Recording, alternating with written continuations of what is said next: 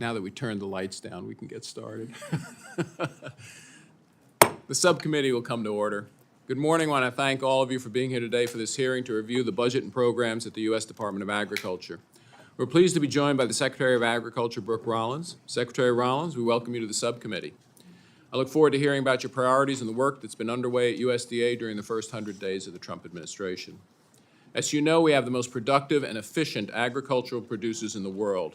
It's critical that they maintain access to important crop protection tools and technology so that they can continue to feed our nation and the world.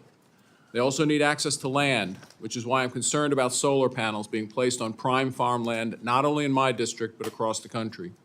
My producers are very concerned by this, and I look forward to working with the administration to end tax subsidies and disincentivize such technologies so that we can keep fertile farmland in production. Madam Secretary, I want to commend you for your leadership in quickly implementing the Emergency Commodity Assistance Program. In December, Congress enacted $31 billion in disaster and economic relief for farmers and ranchers. Producers are applying for the $10 billion set aside for economic assistance, and payments are already being made. The speed at which USDA worked to make these funds available to farmers highlights this administration's emphasis that our government work in a better and more efficient manner for the American people. It also highlights your commitment to the backs of farmers and ranchers following several years of a poor agricultural economy. At the same time, USDA cannot take its foot off the gas in implementing the remaining $21 billion in disaster funds. Producers around the country faced devastating natural disasters in 2023 and 2024, from floods in California, persistent drought in many of the Great Plains states, and hurricanes across Florida and the southeastern United States. The subcommittee held a roundtable with USDA officials at the end of March to discuss implementing these disaster funds, and we're anxious to hear any updates on the next steps and timelines for delivering those funds to farmers. I also appreciate your prioritizing USDA's response to the avian influenza outbreak, which began in 2022. This disaster has decimated poultry flocks across the country, including broiler flocks in my district in Maryland, and has spread to dairy cattle nationwide. You've directed additional funding towards combating the disease, and I look forward to an update on this evolving situation. As you know, poultry production is important in my district, and I appreciate you have already made great progress in reducing unnecessary burdens on the poultry industry by finally addressing line speeds at processing facilities. But the Biden administration also pushed harmful packers and stockyards regulations that dictate how poultry and livestock producers raise and market their animals, and I hope those rules will be addressed by the Trump administration. My district also includes the Chesapeake Bay, which has been devastated by invasive blue catfish. Congress has provided funding to increase processing capacity to develop a self-sustaining market for these invasive catfish. Processors in the Bay are lining up and eager to apply for this funding, so the USDA must move forward with the application process as quickly as possible. At the same time, processors have worked with the Agricultural Marketing Service to purchase more wild-caught catfish for the USDA nutrition programs. I'd ask specifically that you ensure that wild-caught catfish are included in all the AMS solicitations equally with other seafood products. Another issue you and I discussed, Madam Secretary, is that the federal government should not continue to subsidize unhealthy food in the Supplement Nutrition Assistance Program. Over the past 20 years, cities and states have asked USDA for the ability to restrict SNAP purchases of sugary drinks and unhealthy food, but each time, surprisingly, those requests have been denied. We must return SNAP, the largest food assistance and nutrition program in America, back to its original purpose of providing nutritious foods for participants. I'm glad to see the proactive steps you've taken to work with states on this, and I look forward to working with you to move the program in this direction. Finally, on Friday, we received a high-level overview of the FY26 President's budget request. Several programs are marked for elimination or significant reductions, and I hope we'll receive a more detailed budget request as soon as possible. We need to understand the potential savings and efficiencies that have been identified at USDA as we move through our appropriations process. When this country is running a chronic $2 trillion deficit, we have a responsibility to spend every taxpayer dollar wisely. Again, I appreciate your being with us for today's discussion, Madam Secretary. Ranking Member Bishop, I'll now yield to you for any opening remarks you'd like to make. Thank you very much, Mr. Chairman. Secretary Rollins, it is good to have you here with us today. I recognize that you have been very busy and have had some very urgent work to do, such as rolling out the congressional directives, including the much-awaited economic assistance to farmers and dealing with the Texas water issue. I want to thank you for coming before the committee today because I'm concerned that the administration appears to be operating outside the rule of law. Pursuant to its Article I constitutional authority, Congress has passed laws establishing a process to repurpose funding and a process to conduct a legal reduction of force. Yet, the administration has refused to follow the law and is in the process of dismembering the federal government in every single department without authority to do so. We see what's happening with the Department of Education, with FEMA, with HHS, and today we're talking about agriculture. No Fortune 500 CEO worth his or her salt would put the cart before the horse and fire huge swaths of their employees and then try to figure out if there were enough people left to meet the company's needs and serve its customers. Yet that's what USDA and other federal agencies have done or seem to be doing. Did the administration thoughtlessly fire people working on bird flu? Oops. Recklessly fire those who protect our nuclear stockpile? Oops. My colleague, Chairman Harris, and I both believe that good congressional oversight means fighting fraud, waste, and abuse. Yet the president fired the person at USDA responsible for going after fraud, waste, and abuse, the USDA Inspector General, with no justification, and had her unceremoniously escorted from her office. As you know, in March, Congress passed a continuing resolution, and in it, House and Senate Republicans required USDA to provide this committee with a detailed plan showing how the department will spend taxpayer dollars. The two-page document we received last week, late I might add, did not show any level of detail, and it fails to meet that legal obligation.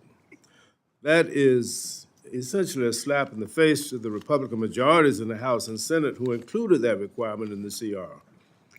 Your decision to violate this requirement demonstrates that there's a lack of accountability to the committee, but more importantly, shows a lack of responsibility to the American taxpayers that we represent for how you're spending their money. The lack of detail, quite honestly, makes me wonder what's being hidden. That's why we need hearings like this today to set the record straight. For example, in reading your testimony for the hearing today, it insinuates that the National Agricultural Statistics Service under the Biden administration frivolously canceled the July cattle and county estimate survey last year. The fact is that the cancellation was due to an insufficient funding level in the FY24 bill, done at the direction of Republicans on this committee, something to which my staff and I repeatedly objected.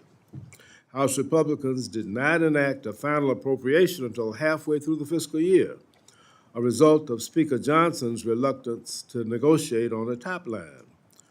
This is what happens when Congress underfunds or withhold funds from USDA. Critical functions get canceled. When our constituents have questions, we must get answers from you. And I would imagine my Republican colleagues, as good representatives in this co-equal branch of government, feel the same. My constituents say that USDA is understaffed. My constituents, including entire school districts, our healthcare system, and many farmers also say that they are hurting from the cancellation of the local food agreements and from frozen funding. Local food purchasing agreements awarded over $900 million in all 50 states, D.C., 4 territories, and 84 tribes. The Local Food for Schools program awarded $200 million in funds to 42 states and the District of Columbia. Georgia has the 5th largest school nutrition program in America. The the cancellation of the local Food for Schools program and USDA's decision not to fund the Farm to School grant program this year has hurt over 40 Georgia school districts. Their ability to feed school kids has been severely stunted, and our farmers have lost a valuable market. My constituents say that the president is causing uncertainty. Uncertainty as farmers wait for promised funding. I hear that farmers and small businesses are still waiting for their EQIP grants and their REAP grants, funds for rural broadband, funds for agricultural research, and funds for other programs are still frozen and people are still waiting. Uncertainty as USDA's priorities change. Uncertainty compounded by the lack of a farm bill. Uncertainty as tariff announcements yo-yo back and forth. That uncertainty feeds fear, which is pitting farmers against families. This does not have to be a zero-sum game. Secretary Rollins, you have a very impressive background, ag policy development in undergraduate, foundation in the law with your Juris Doctor, and clear leadership as you founded the America First Foundation. I'm hopeful that putting America first in your job as Secretary of Agriculture will mean that you will do all that is necessary to assure that American agriculture will be sufficiently funded with research, personnel, and all of the tools so that American producers can continue to produce the highest quality, the safest, the most abundant, and the most affordable food and fiber anywhere in the world. But please know that that won't happen if we try to fund agriculture for the 21st century with 20th century levels. We must be innovative. I look forward to working with you and your team at USDA and with Chairman Harris and with this committee on behalf of the American people, so that all of the stakeholders of the USDA and the American people will get all that we deserve and that we need from that agency. Thank you very much. Look forward to your testimony and the questions to follow. Thank you. Thank you, Mr. Bishop. I'd like to recognize now the distinguished ranking member of the Appropriations Committee, Ms. DeLauro, for her opening statement. Thank you very much, Mr. Chairman, and thank you to the ranking member for holding what is an important budget committee. And I want to welcome our witness, Secretary Rollins, for appearing here this morning, and look forward to your testimony and the opportunity to have an exchange. We are in the middle of a cost of living crisis today. It's directly hurting farmers. And the Trump administration has unlawfully frozen and impounded congressionally appropriated funds for agencies, programs, and services that assist American farmers. Understand that the power of the purse resides in the U.S. Congress. It's in the Constitution. And while we want to play fast and loose with the Constitution, we have to abide by what it says. That is who we are as a nation. Let me just talk, just tick off you for a second here. The programs that have been frozen or canceled or cut in some way. National Institute of Food and Agriculture, frozen. Local Food Purchase Assistance Cooperative Agreement, canceled, terminated. Local Food Schools Cooperative Agreement program, canceled, terminated. EQIP, Environmental Quality Incentives program, frozen. Conservation Stewardess Program, frozen. Agriculture Conservation Easement Program, frozen. Regional Conservation Partnership, frozen. Conservation Technical Assistance, frozen. Technical Assistance for underserved farmers, ranchers, foresters, frozen. Watershed programs, frozen. Reconnect Broadband Loan and Grant Program, frozen. The Emergency Food Assistance Program, TFAP, canceled or terminated. And I might add, the administration has indiscriminately fired thousands of civil servants who help administer these programs and ensure funding goes where it is intended. The president is not laser focused on the cost of living crisis. He is actually making it worse.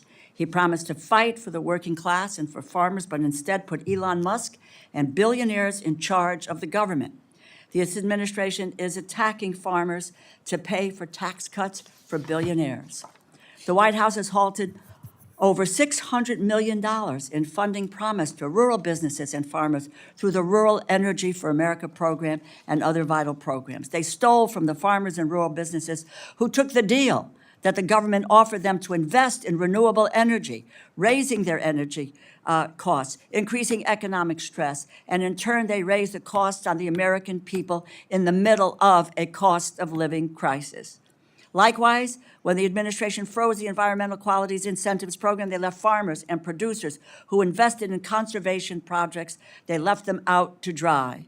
They canceled over $1 billion in funding for programs that help schools, food banks purchase food directly from local farms, threatening the livelihood of farmers and the nourishment of children and families reliant on this assistance. By cutting these funds, the administration prioritized corporate interests over the hardworking farmers who need these supports to continue operating.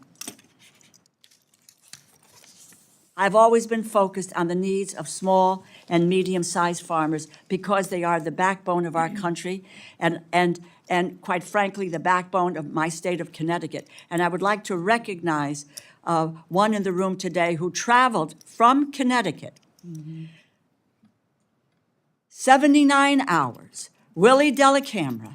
Willie, a small specialty crop farmer from my district, experienced a severe storm last December. He did everything right, and had insurance coverage, but was still left with over $200,000 in losses.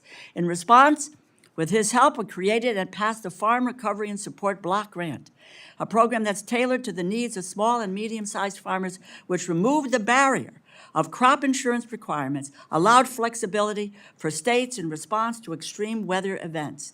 New England farmers depend on this grant, and I will work with you to make sure that this support gets out as the Congress intended. To date, Willie Delacamera has not received one dime.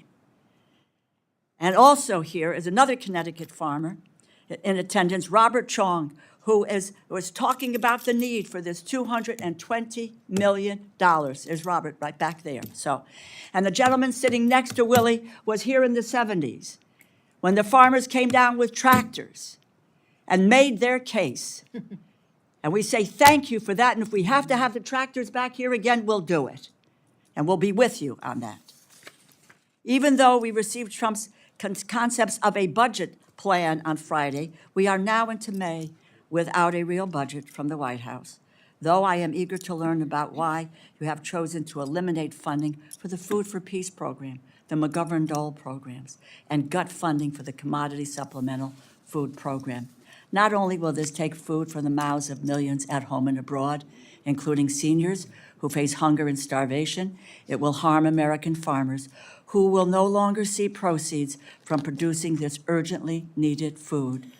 Thanks to the administration's lawless funding freeze and the dismantling of agencies without congressional involvement, hundreds of thousands of pounds of food grown by American farmers has sat in warehouses or gone to waste. Local food for schools and local food purchase assistance were ended by USDA earlier this year, meaning not only did the administration determine that feeding our children was not a priority, they decided the farmers who produced the food for these children were not a priority either. Connecticut is expected to lose nearly $4 million in funding from these two programs alone. $4 million in support that goes directly to purchasing locally grown fresh fruits and vegetables. I understand the administration is eager to pass tax breaks for billionaires, but doing so by stealing from hungry people and farmers is indefensible. Next, Republicans in Congress and the White House will target our safety net programs for hungry people, including children, WIC and SNAP or food stamps, to pay for their billionaire tax break. Madam Secretary, this administration's abandonment of farmers is not creating efficiency, and you know that. It is not helping farmers nor consumers save money. In fact, the president's trade war, which he has admitted puts farmers on the front lines, will cost taxpayers billions of dollars in bailouts to shield farmers from the consequences of this president's agenda. Farmers and the American people need immediate answers as to how you plan to fix the mess that this administration is creating for them. Thank you for being here. Look forward to your testimony. Thank I you. yield back. Thank you very much, and I'll recognize the chairman of the whole committee when he arrives for his remarks. But until then, thank you, Ms. DeLauro. Secretary Rollins, without objection, your entire written testimony will be included in the record. And after your statement, we'll proceed with questions.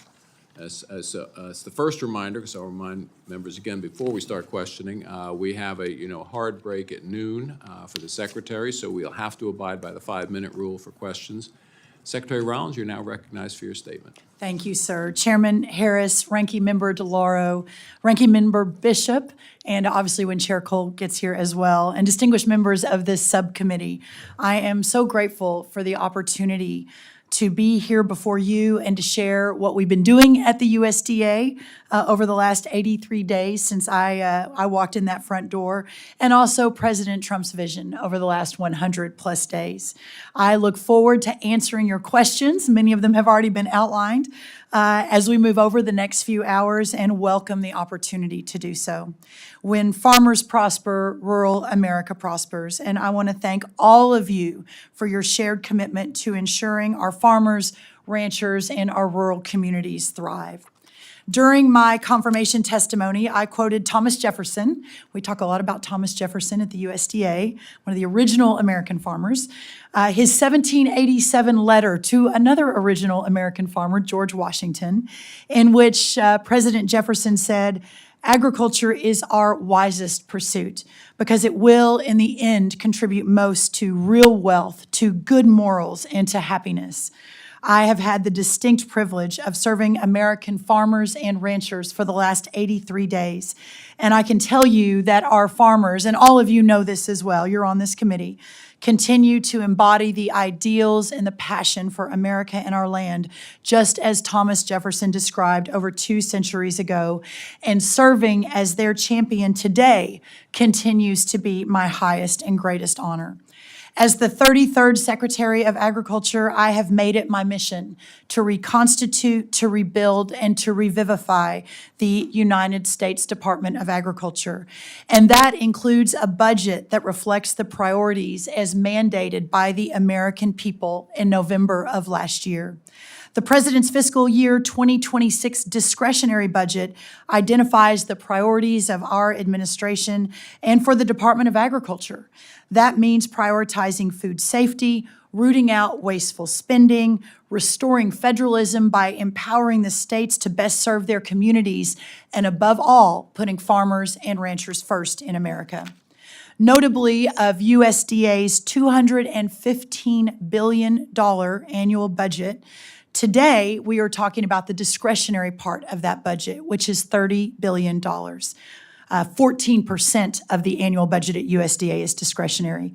Of that 14% of our annual budget, the discussion today surrounding around some increase, but mostly decreases in that 14% of the discretionary budget, our cuts suggest about 21% cuts of the 14% of the $230 billion budget. So let's just be clear on the numbers.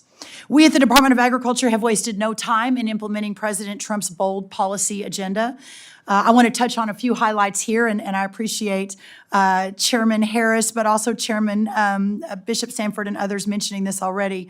Upon taking office, I was asked by President Trump to address the avian bird flu and to lower the cost of eggs in the short term. In February, at the direction of President Trump, I announced a significant 5-point plan. I think I was on the job about 10 days at that point to meet this challenge head on. I'm proud to report that since the plan was introduced, the wholesale price of eggs has decreased 56%, with retail following. In taking on this position, I fully understood that American agriculture is facing one of the most economically challenging times in our history.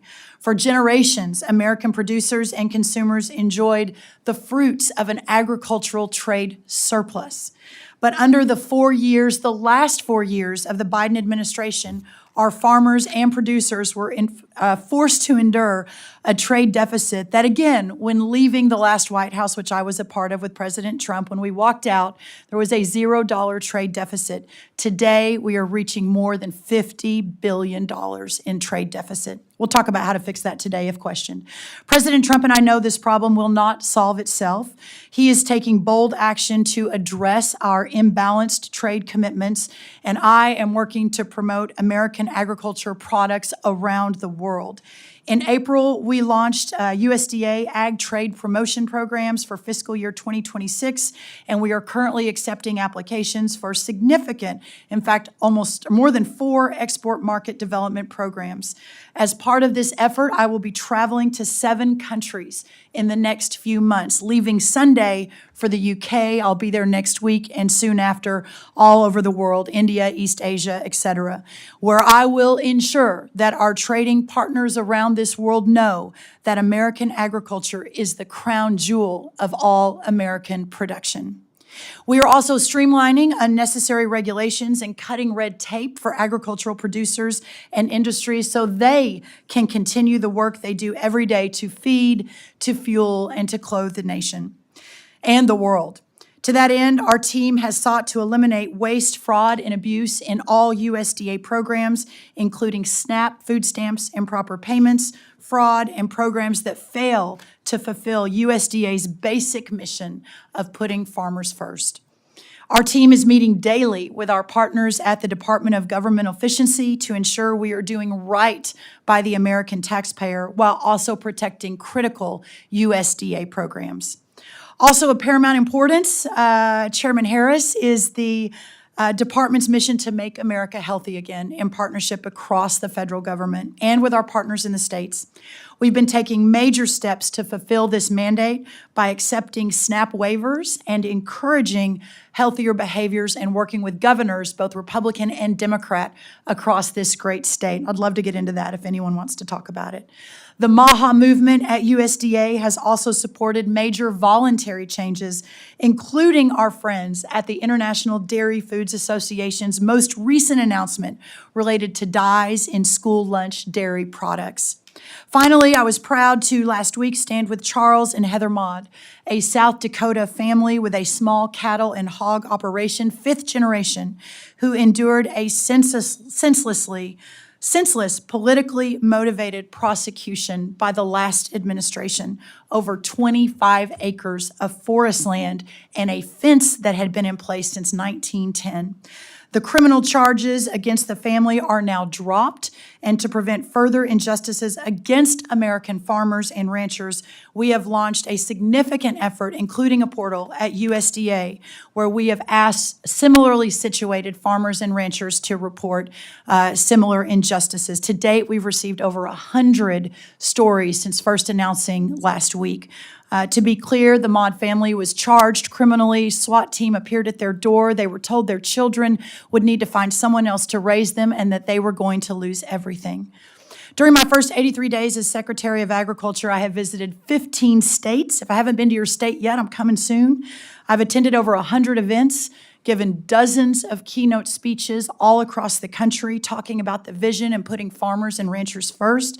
And I've met with nearly 1,000 agricultural stakeholders, again, farmers and ranchers and producers, as we continue to reorient the Department of Agriculture. American agriculture does not rest, and I can assure you that under my tenure at USDA, that neither will we. I'm proud to be at the helm of the People's Department, as Abraham Lincoln so aptly launched and named it in 1862, at the table with President Trump and fighting for the most American of all Americans, our farmers, ranchers, and our agriculture communities. Thank you so much. Thank you very much, Secretary Rollins. And again, we're going to start the questions. And just a reminder, simple math is that if all 17 people ask a question, we're going to come in right on time at noon. So I'm going to use the gavel when necessary for that timing.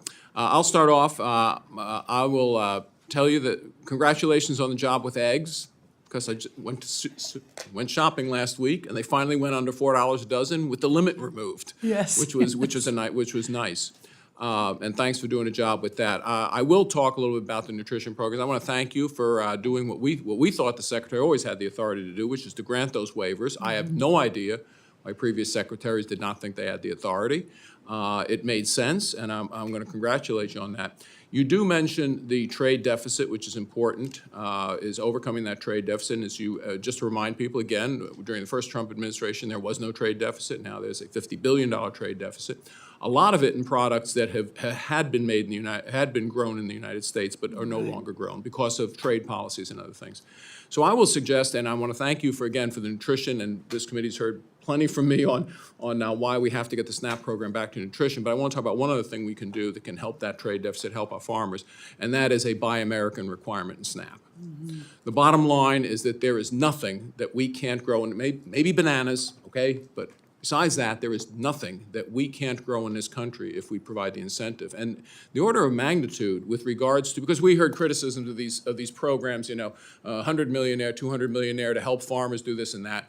The order of magnitude, if you just look at transferring sugary beverages, I won't even talk about other things, sugary beverages, where the American farmer gains very little. The amount of farm product in a soda can is minuscule. That's about $12 billion a year.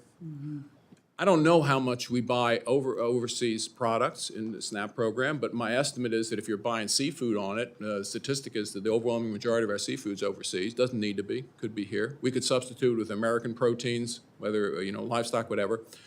Let's say it's another $5 billion.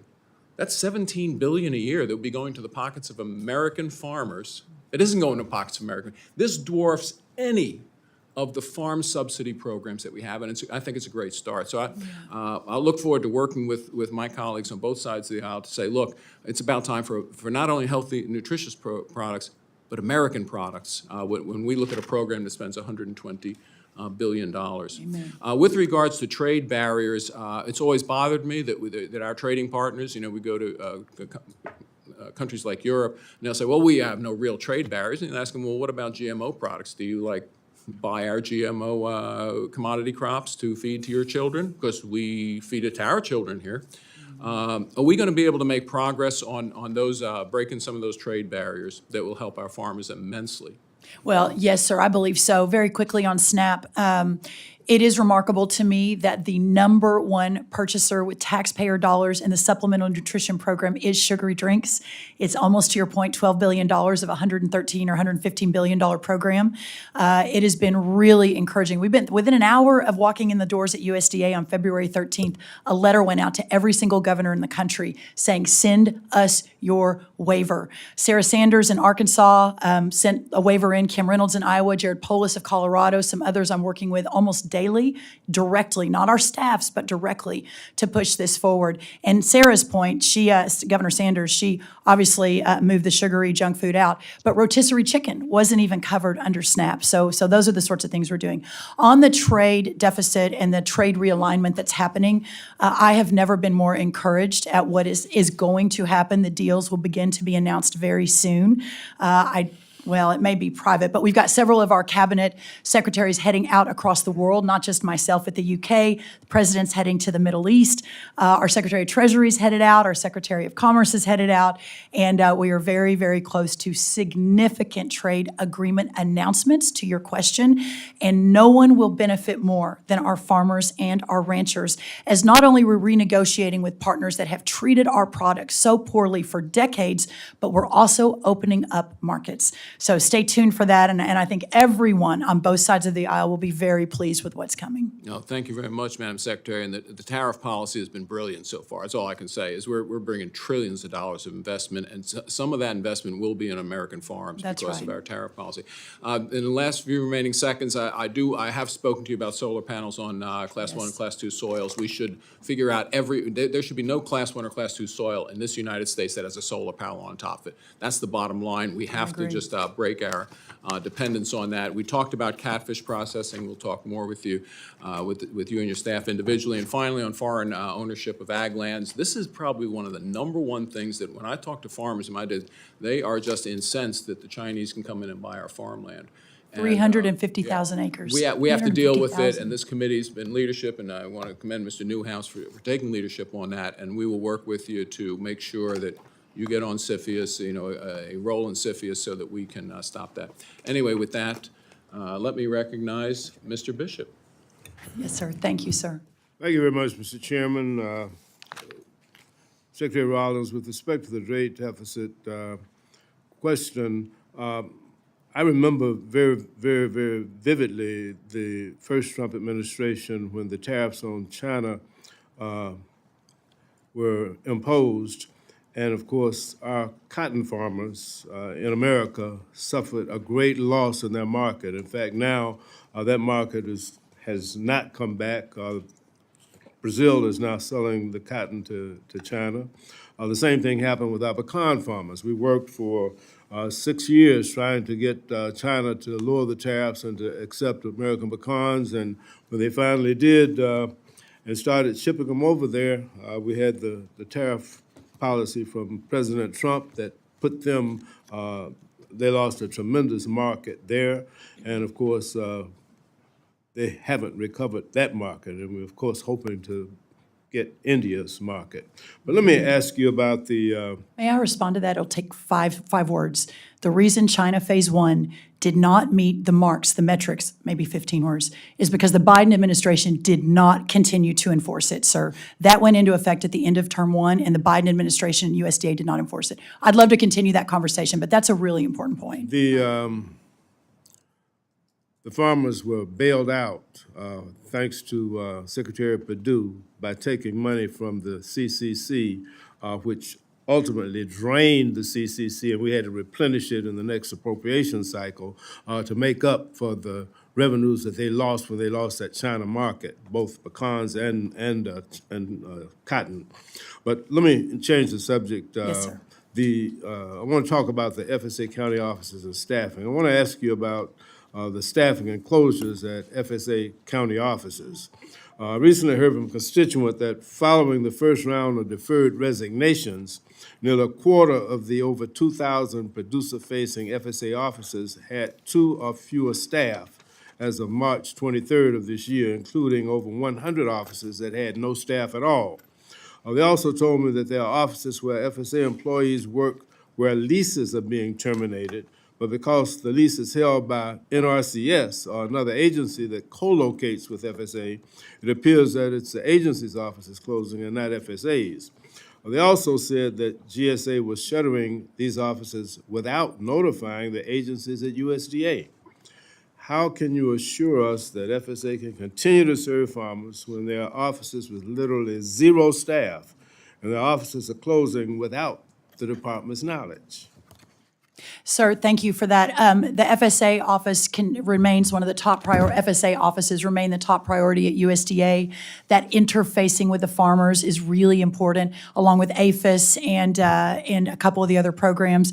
It is our understanding that if, in fact, some of these offices have closed, I need to get the list of that because we are working office by office, 4,500. So if you'll let us know where that is and the offices that are, you're being told, understaffed. Again, this is a high priority under our deferred. By the way, no one was fired. It was all through deferred resignation. I realize, sir, maybe from you that's a distinction without much of a difference. But from us, no one was ever fired from USDA. It was always deferred resignation. But in the last round, we did not accept any DRPs from anyone in FSA offices or APHIS offices or state veterinarians, the key critical components. But I would love to work with your office. We can work together to address that. Thank you for that. At the Commodity Classic on March 3rd, you said that today I'm happy to share we have completed our review and released funds for the Environmental Quality Incentive Program, EQIP, the Conservation Stewardship Program, and the Agriculture Conservation Easement Program. Since the delay in releasing the funds was a huge national issue, we expected to start hearing from offices that the farmers had received their money.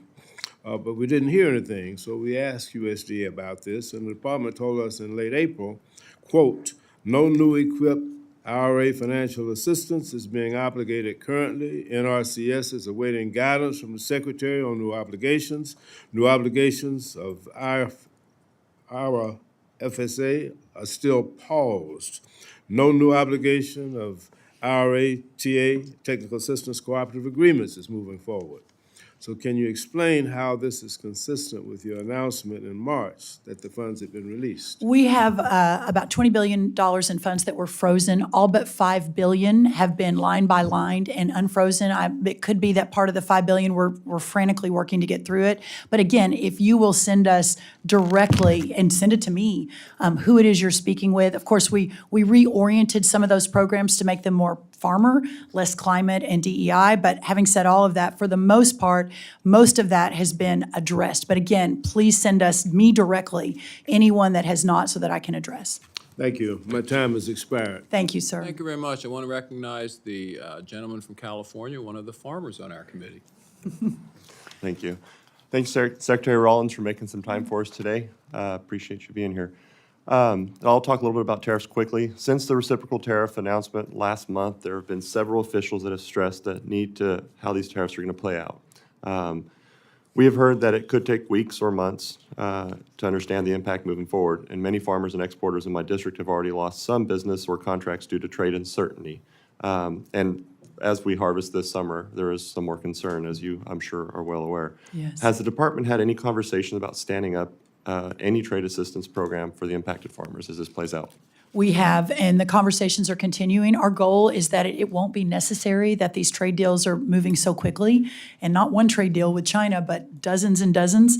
When the president says we're in conversations with more than 100 countries, that's actually true, and a really important point in all this. But having said that, if it is necessary, we will ensure the president has made very clear that he's got the farmers and ranchers' backs, and we will stand up a program again if necessary. Before my time in office, as a farmer, I used to come here quite a bit and knock on a lot of members of Congress's doors, and I would complain about the unfair trade practices that we used to deal with on a regular basis. So it is nice that it is being addressed.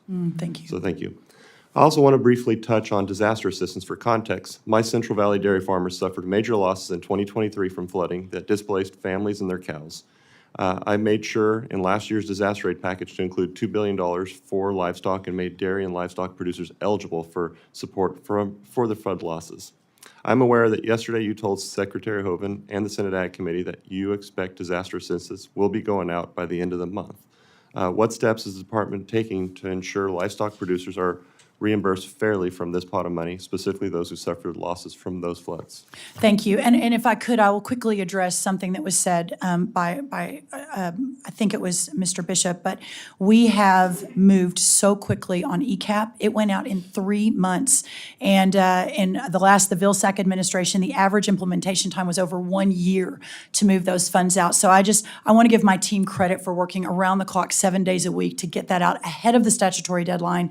And within 3 days, as the applications moved in, we were moving money out.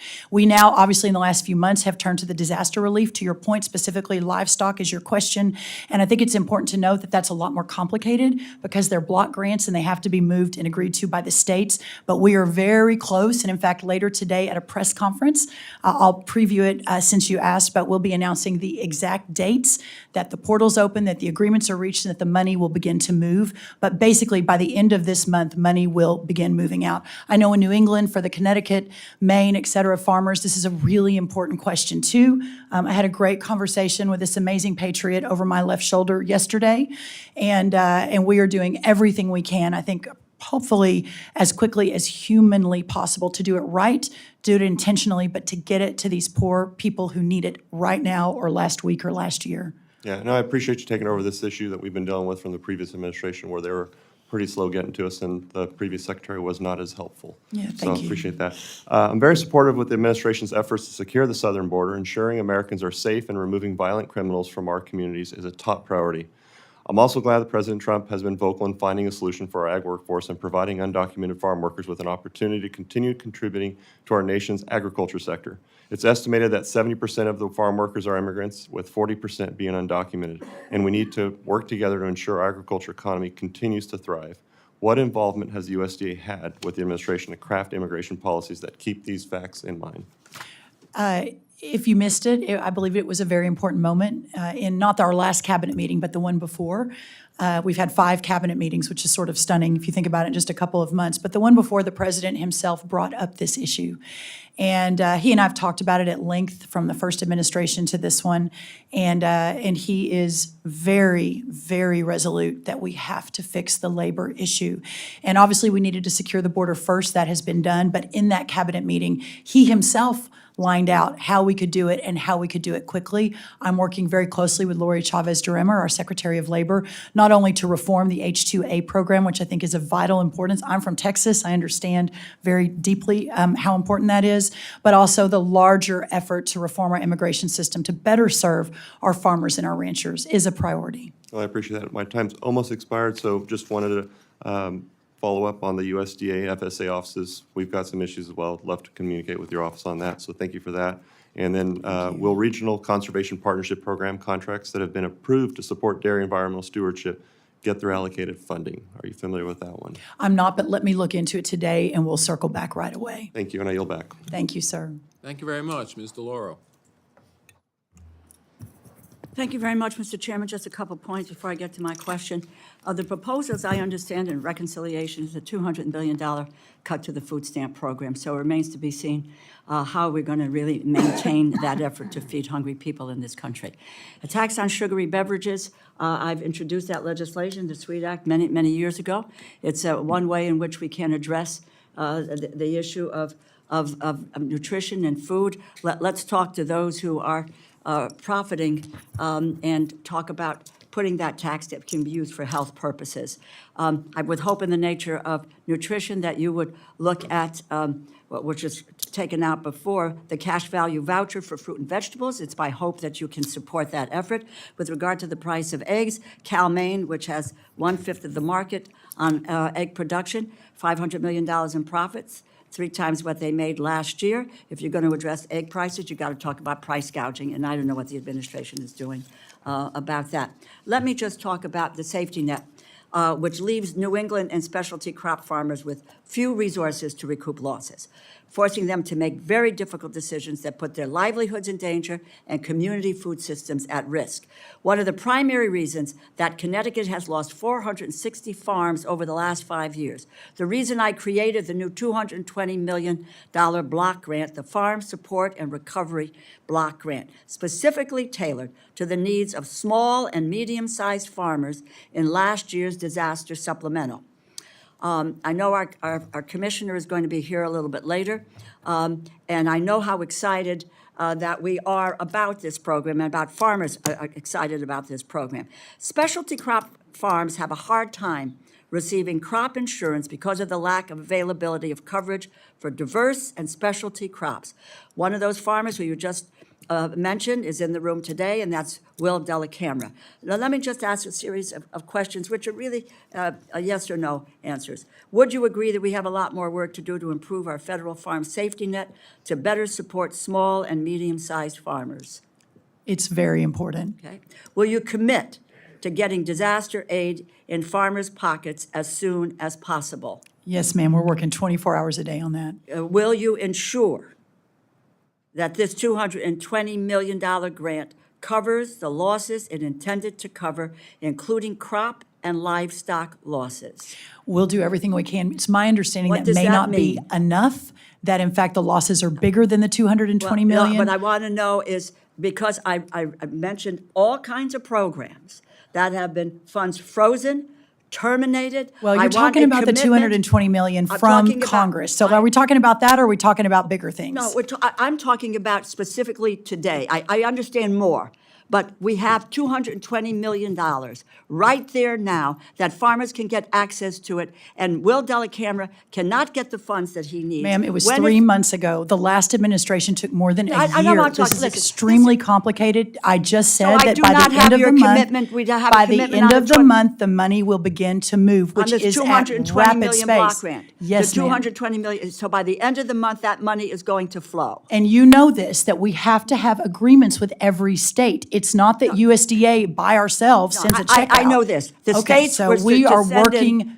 diligently with the Excuse states. me, Your ag Madam commissioner's coming in Secretary? today to talk Yeah, about it. right, So exactly. I think I've given a lot of confidence that we're working really hard on that and are It's doing not about everything hard we work, can. Madam Secretary. It is Well- about the commitment to what was passed in the Disaster Relief Act of $220 million that is going to farmers. And when will that money flow? You just said it's the end of the month. For the 10th time since I started 40 minutes ago, it will begin to flow by the end of the Okay, month. that we will hold you to that effort. Let me then ask about this because you're concerned about nutrition. The real concern about nutrition, which we all have concerns about. On the bipartisan basis, for 25 years, administrations and members of Congress have provided enough funding to WIC to serve all eligible families who seek assistance and provide them with full food benefits. I appreciate your commitment to WIC yesterday on the Senate side, and we anticipate that will continue. But will you also commit to funding the cash value voucher for fruits and vegetables at the current level?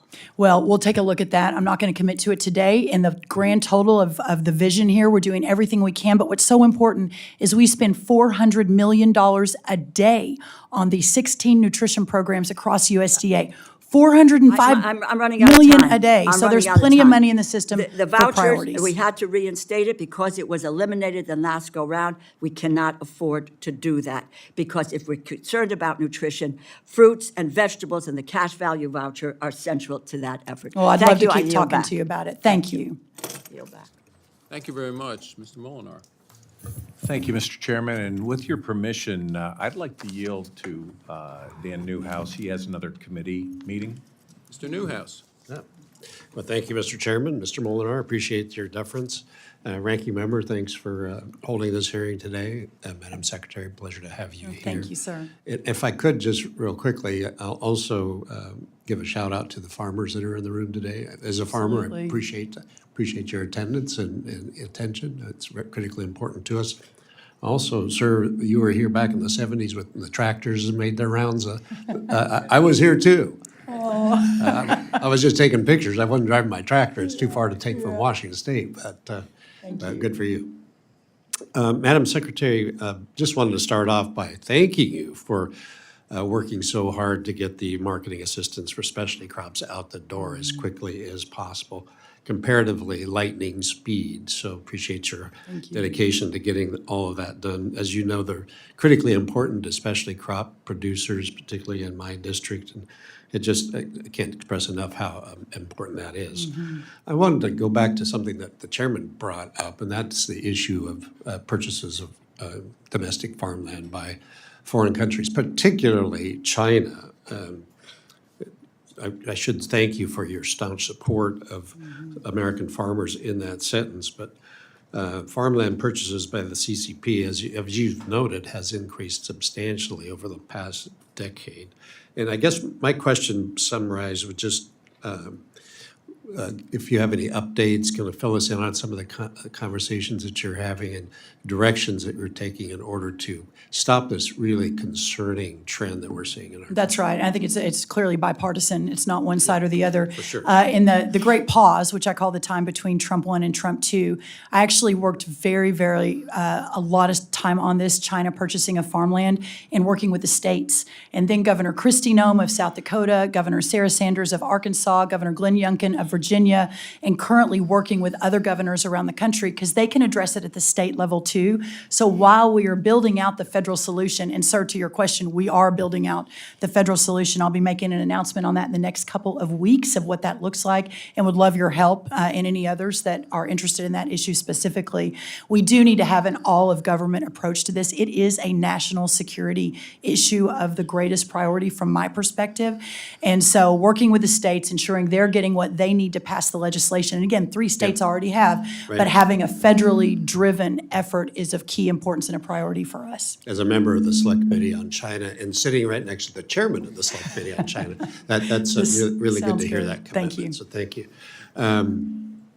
Switching, a little feedback here, switching to agricultural research, in the state of Washington, we grow over 300 different kinds of specialty crops. We're #1 producer of apples, maybe you've heard of Washington apples, hops, blueberries, sweet cherries, a diverse range of crops that are so important to our agricultural economy.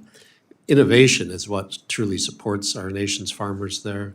And so I just wanted to bring up the issue of the cutting edge research that we're very fortunate to have through Washington State University, Pacific Northwest National Laboratory, Bioproducts Science and Engineering Laboratory. So I just wanted to, I guess, Secretary Rollins, ask you about USDA's continued support for programs that provide critical research for Well, and a facilities. shout out to Washington State. I would love to come visit. That is a really premier institution. You got it. You got an invitation I know. right I'm there. a product of a land grant, Texas A&M, so I really realize their importance. Just very quickly on ARS, hopefully to provide some confidence, we remain very committed to the cutting edge research at USDA.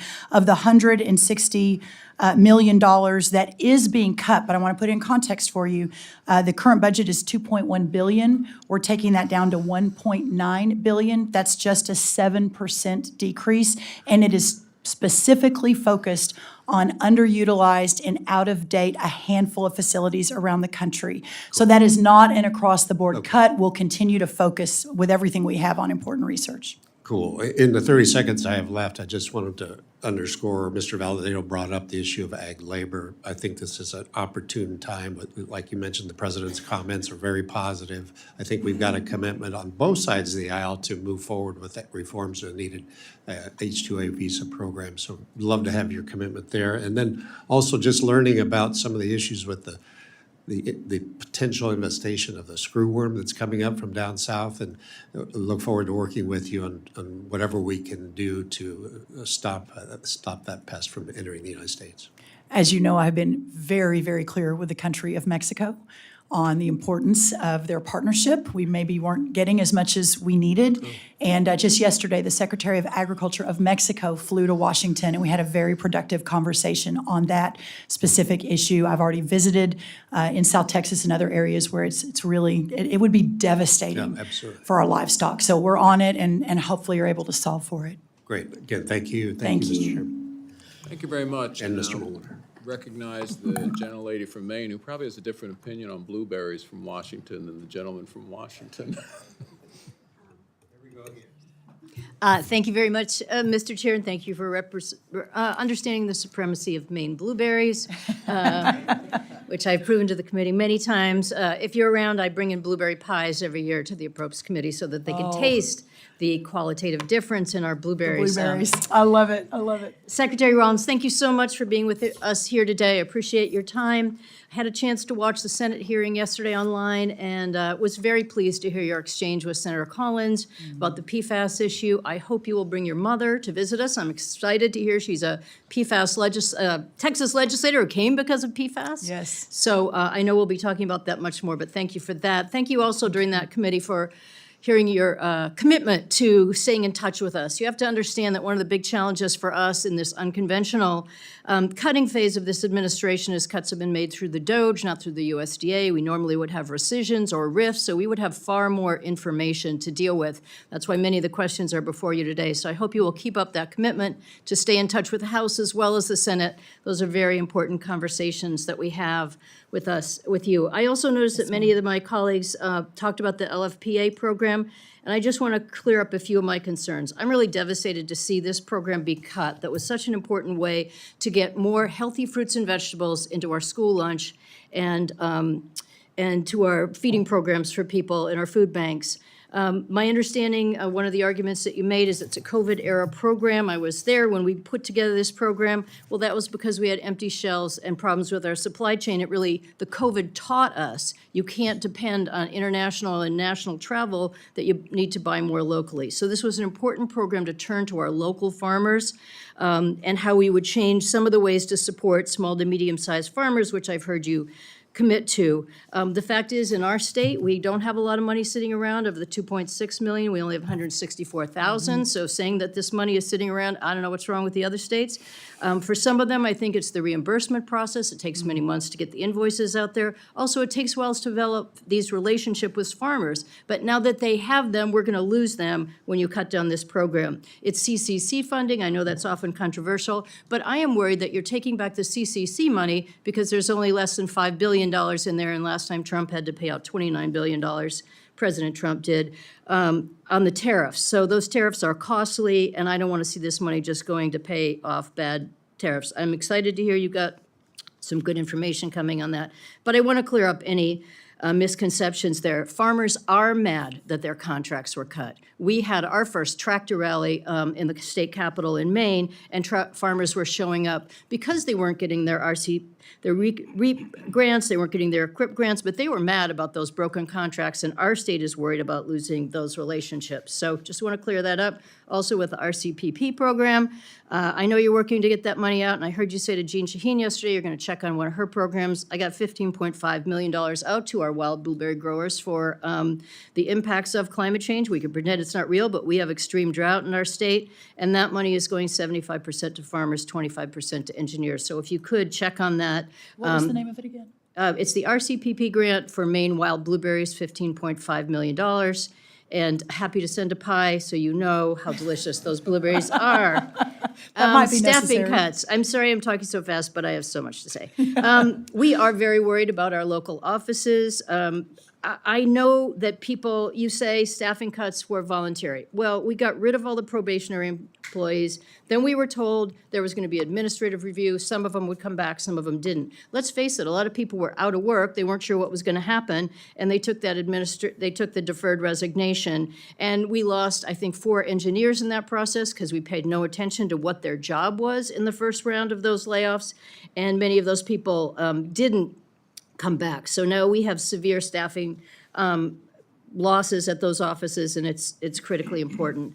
I am going to run out of time, but I just want to say most of this has been about the challenges we're already facing. Normally, this would be a hearing about the budget, about the skinny budget, which isn't enough, but what the problems are that we see going on in the future. And I just want to say one of the real concerns for me is that you've eliminated so much in rural development on housing, single-family direct housing loans, self-help housing grants, rural housing vouchers, rural business programs, which aren't housing but could have a ripple effect. I'm just saying those are severe cuts. Now, you say they're duplicative, too small, but I think those are going to have a huge impact, especially if this administration cuts HUD. I also just want to quickly say, you have committed to saying that you believe in buying from local farmers, that enhancing our local economy, healthy fruits and vegetables is a big part of MAHA. So if you go ahead with these MAHA boxes, which are also in the plan, I want to know if you'll commit to making sure that we buy locally, that we put fresh and healthy food in there.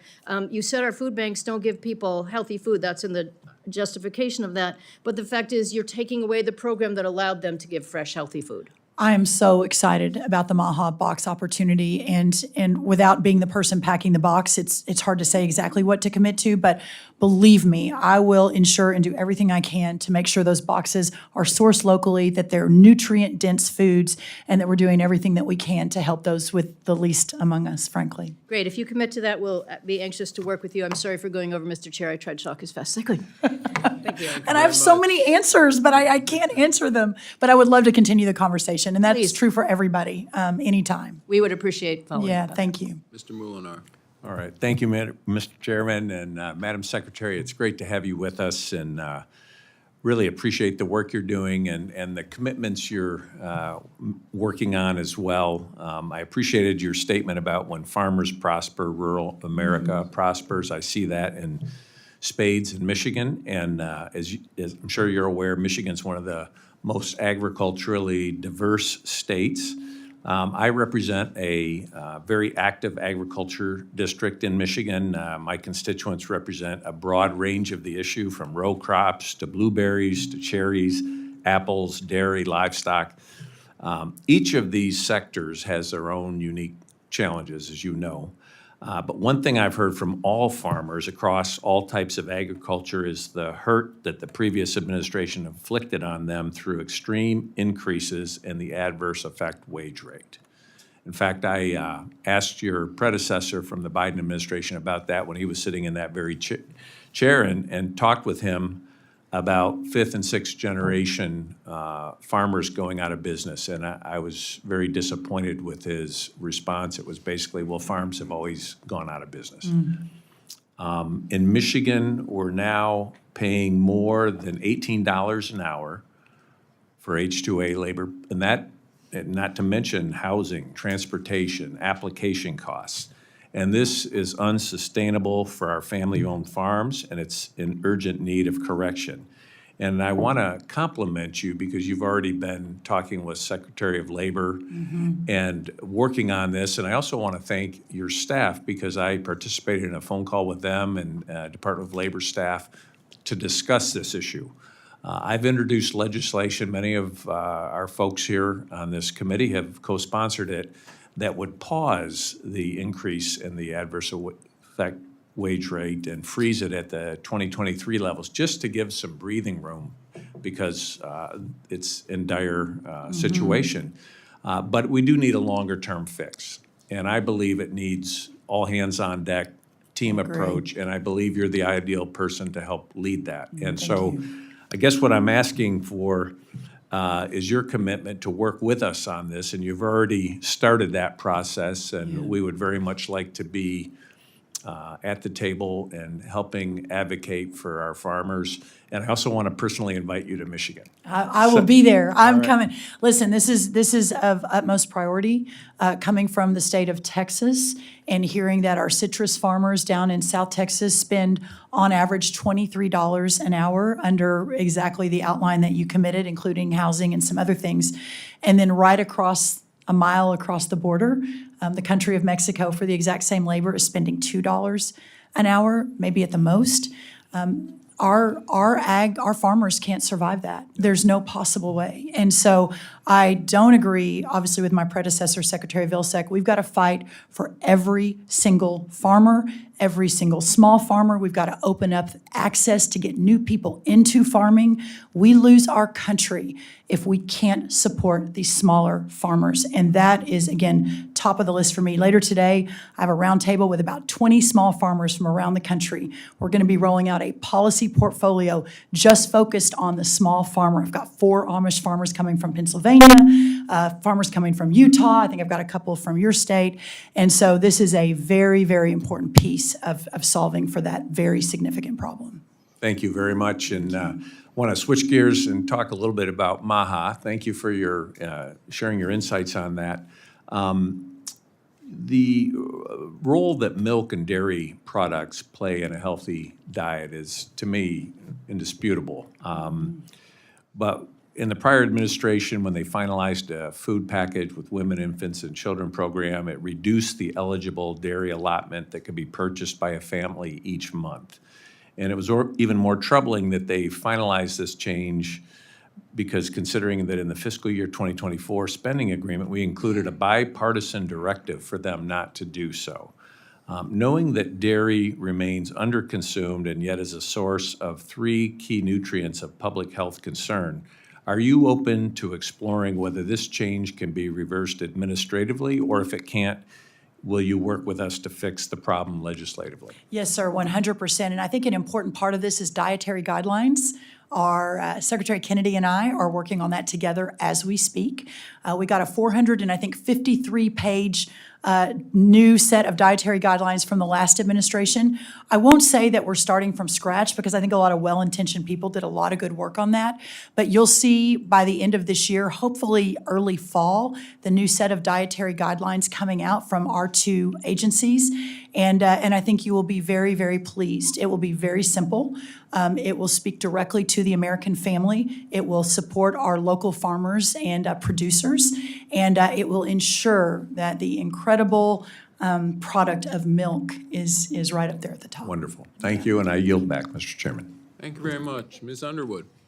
Okay. Hi, thank you, Mr. Chairman. Trump tariffs have been a hot topic this year, and the family farmers I represent, well, they're just terrified that their farms and their bank accounts won't survive the Trump presidency.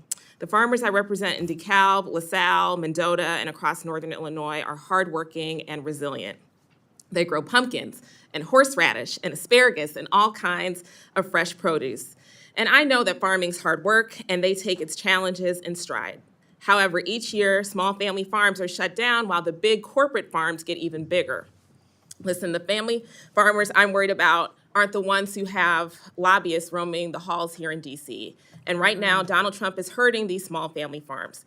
To be very clear, this isn't the same trade war that we saw in his first term where soybean growers were hit the hardest. This one is bigger, it's costlier, it's more chaotic. Secretary Rollins, I know that you don't set tariff policy, but you are responsible for helping farmers respond to it. So what is USDA doing to support all farmers, not just the biggest and most well-connected through these challenges? Well, I hear you and I agree with you. And I think that's why today we're launching the effort to start focusing more on the smaller farms moving forward. So I would love to work with you on that if you're willing to do that.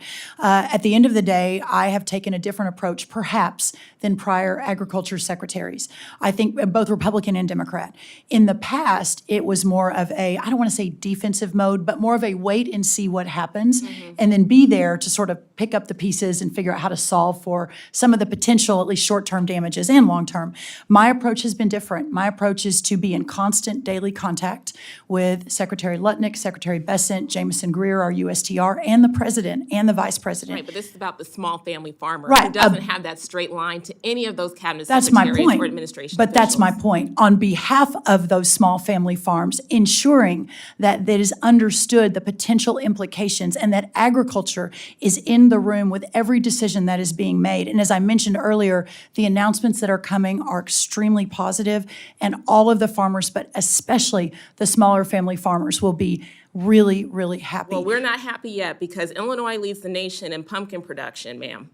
And unlike big corporate farms, our pumpkin growers do not have the resources for high-powered lobbyists or trade groups, and we're not seeing the support. We're not, the Well, I corn growers disagree. are not seeing the support, the soybean, And I think the because they farmers come up disagree. here. Ma'am, I didn't, that wasn't a question. Well, no, When it I is a said- question, that though. was We've not- got a it's poll my from time. yesterday that Mr. says Chairman, 70% of reclaiming my farmers time. approve and Mr. support the Chairman, president's tariffs. Mr. Chairman, thank you. It is not just the rising cost of fertilizer, farm equipment, and land that's hurting family farmers. It's the uncertainty. Farmers are the I agree. backbone of our rural economy. They need stability for their business and for their future. And right now, they're being crushed by a tariff whiplash, a financial system that holds them back, and USDA that often puts big corporations ahead of family farms. It's not When true. the tariff policy swings widely, farmers struggle to secure the loans that they need to plant their crops and keep their farms running. Banks then refuse to lend, they jack up interest rates, and they demand more collateral and leave family farmers drowning in debt while the biggest ag giants take in record profits. Farmers can't invest and grow their operations because they don't know if they'll survive the next year, let alone turn a profit, and they can't trust that the system works for them. But it's not just this harmful tariff policy that's crushing our family farmers. It's also the USDA policies under your watch. The USDA's decision to slash $1 billion from programs like the Local Food Purchase Assistance Program is a direct assault on family farmers. This program supports small farmers, it strengthens local economies, and feeds families in need. Everything that we should be championing. Cutting this program doesn't make America healthy, period. It doesn't support farmers. It doesn't save taxpayers money. It doesn't make the government more efficient. What it does do is it pushes more small farmers out of business. And for what? To help pay for tax cuts that benefit Trump and Musk and the biggest corporate farms for sure, while the hardworking farmers in DeKalb and Mendota and LaSalle, Illinois, are left behind. Doesn't matter how much USDA spends a day on nutrition if those dollars are stripped from the programs matters. that support local farms. We send billions of dollars to the agriculture industry every year, but where those billions of dollars go tells a different story. And right now, I'm concerned that this administration's priorities are not with the small family farms in my district. They're with the big guys, the ones who already have the system rigged in their favor. And it's time for that to change. I yield back. Thank you very much. The gentlelady from Louisiana, Ms. Letlow. I'm sorry I couldn't answer all those questions, but I would really like the opportunity to have a later discussion.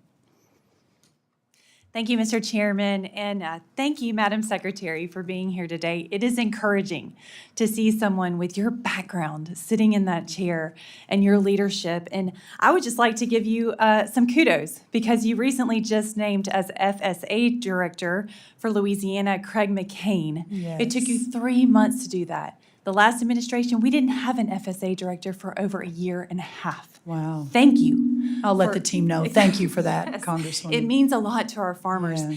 And I'd like to also give you kudos for ECAP to get that funding to our small farmers. I had a small farmer call me last night and say because that money came in so quickly that it saved his farm. He was able to get the funding that he needed and the credit that he needed to be able to plant again. He was a small farmer. It saved his farm because of your leadership. Thank you. Thank you. Also, I want to thank you for continuing to spread your message across the country.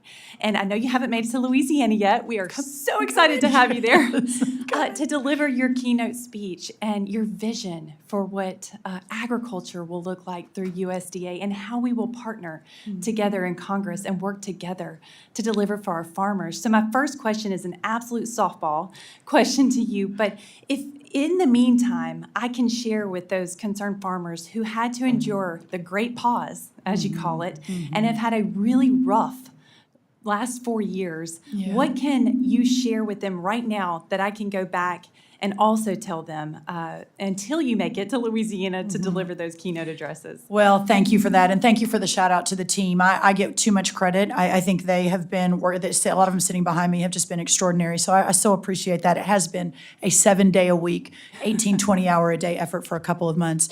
What I would say is this, that the American agriculture economy is suffering perhaps like never before, with a $50 billion trade deficit just over the last 4 years, likely to reach $63 billion based on numbers from last year very quickly. Number two, the cost of inputs increased 30% during the great pause under the last administration, 30%. So while our farmers and our ranchers are facing margins of profitability of almost zero, many of them like never before, while being hit with trade deficits, while being hit with the cost of inputs, while being hit with, frankly, an administration that didn't fight for them, not just the big farmers, but the small family farms too. And that's such a big priority of mine.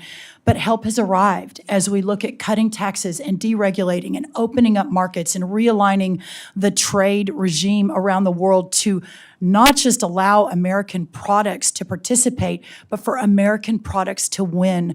I believe that American agriculture is moving into an era of prosperity unlike they've seen in our lifetimes. That is my fervent hope, prayer, and work every day toward. Thank you. You can feel it. I will share that with them for sure. Thank you. I have one last follow-up question. During the last administration, I repeatedly raised concerns both in hearings and in discussions with the USDA officials about how existing disaster programs like the 22 Emergency Relief Program and other RMA products have failed to adequately capture quality losses for my farmers. Despite Congress clearly stating that quality losses of crops should be covered, many producers in my district saw little to no relief under past assistance for programs. Under the first Trump administration, the USDA worked with our farmers to create the Quality Loss Adjustment Program, and it delivered meaningful assistance where ERP fell short. Madam Secretary, is the USDA currently considering rebooting the Quality Loss Adjustment Program under the upcoming round of assistance? And if not, what alternative methodologies are you considering to ensure that quality losses are accurately captured in this next phase of assistance? Yes, we are looking at that very closely and would love your help. And specifically, and this is true for everybody, any farmers or ranchers in your district, I say send us their stories of too much paperwork, of too much regulation, of too much slow, whatever it is. We can't make change without fully understanding the challenges, but we would love to work with you and your team on that. Absolutely. I'll send you a story of soybeans the last couple Yeah, of years. yeah. It was pretty rough, but I look forward to working with you. Thank you so much for being here. I Thank yield you, back. Congresswoman. Thank you. Thank you very much. Ms. Glusenkamp-Perez? Thank you, Mr. Chair. Thank you, Secretary, for being here. So I represent Southwest Washington. We're a big shellfish, timber, and we have a lot of small and very small farms. The average size is about 60 acres. Filberts, blueberries, some dairy still. And it is in many ways like we have persisted in these smaller farms not being consolidated. People really working to try to get food to their communities. And I guess one of the things that I've heard from some of my shellfish growers, they've suffered terribly under a regulatory burden, doing anything in water, right? It's been difficult for them. But during these reductions in force, during the Doge, what they told me was that, look, they fired the guy that does our water quality testing, but they still have somebody tweeting. They still have a comms director. Like, could you talk to me about how you're, who is this Bennett? Like, where are we going? Right. No, I would be happy to. And in fact, I'm so excited to use my chart. I wasn't sure I was going to get to use that, but I think it's important, my handy dandy chart here. When we left, before the last administration came in, USDA was staffed at about 97,000 employees.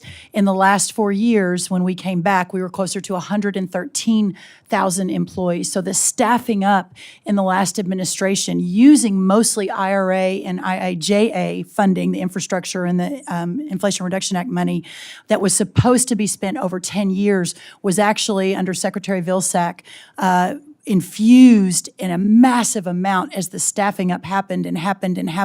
And you can see it was absolutely unsustainable. We don't and can't keep up the money. To answer your question, though, to be fair, on the FSA side and the specific offices, we are going office by office. So if your farmers are in a position where you've got a comms person, but you don't have anyone that's interacting with those farmers, would you please let us know and let us work to solve for that? I think that as we move forward, the intentionality of what we are doing becomes more hyper-focused on those priority areas, as I mentioned at the beginning of the hearing, and that's important. It does feel to a lot of us like it is not addressing this balance of work boots to clipboards, of spreadsheets to work boots.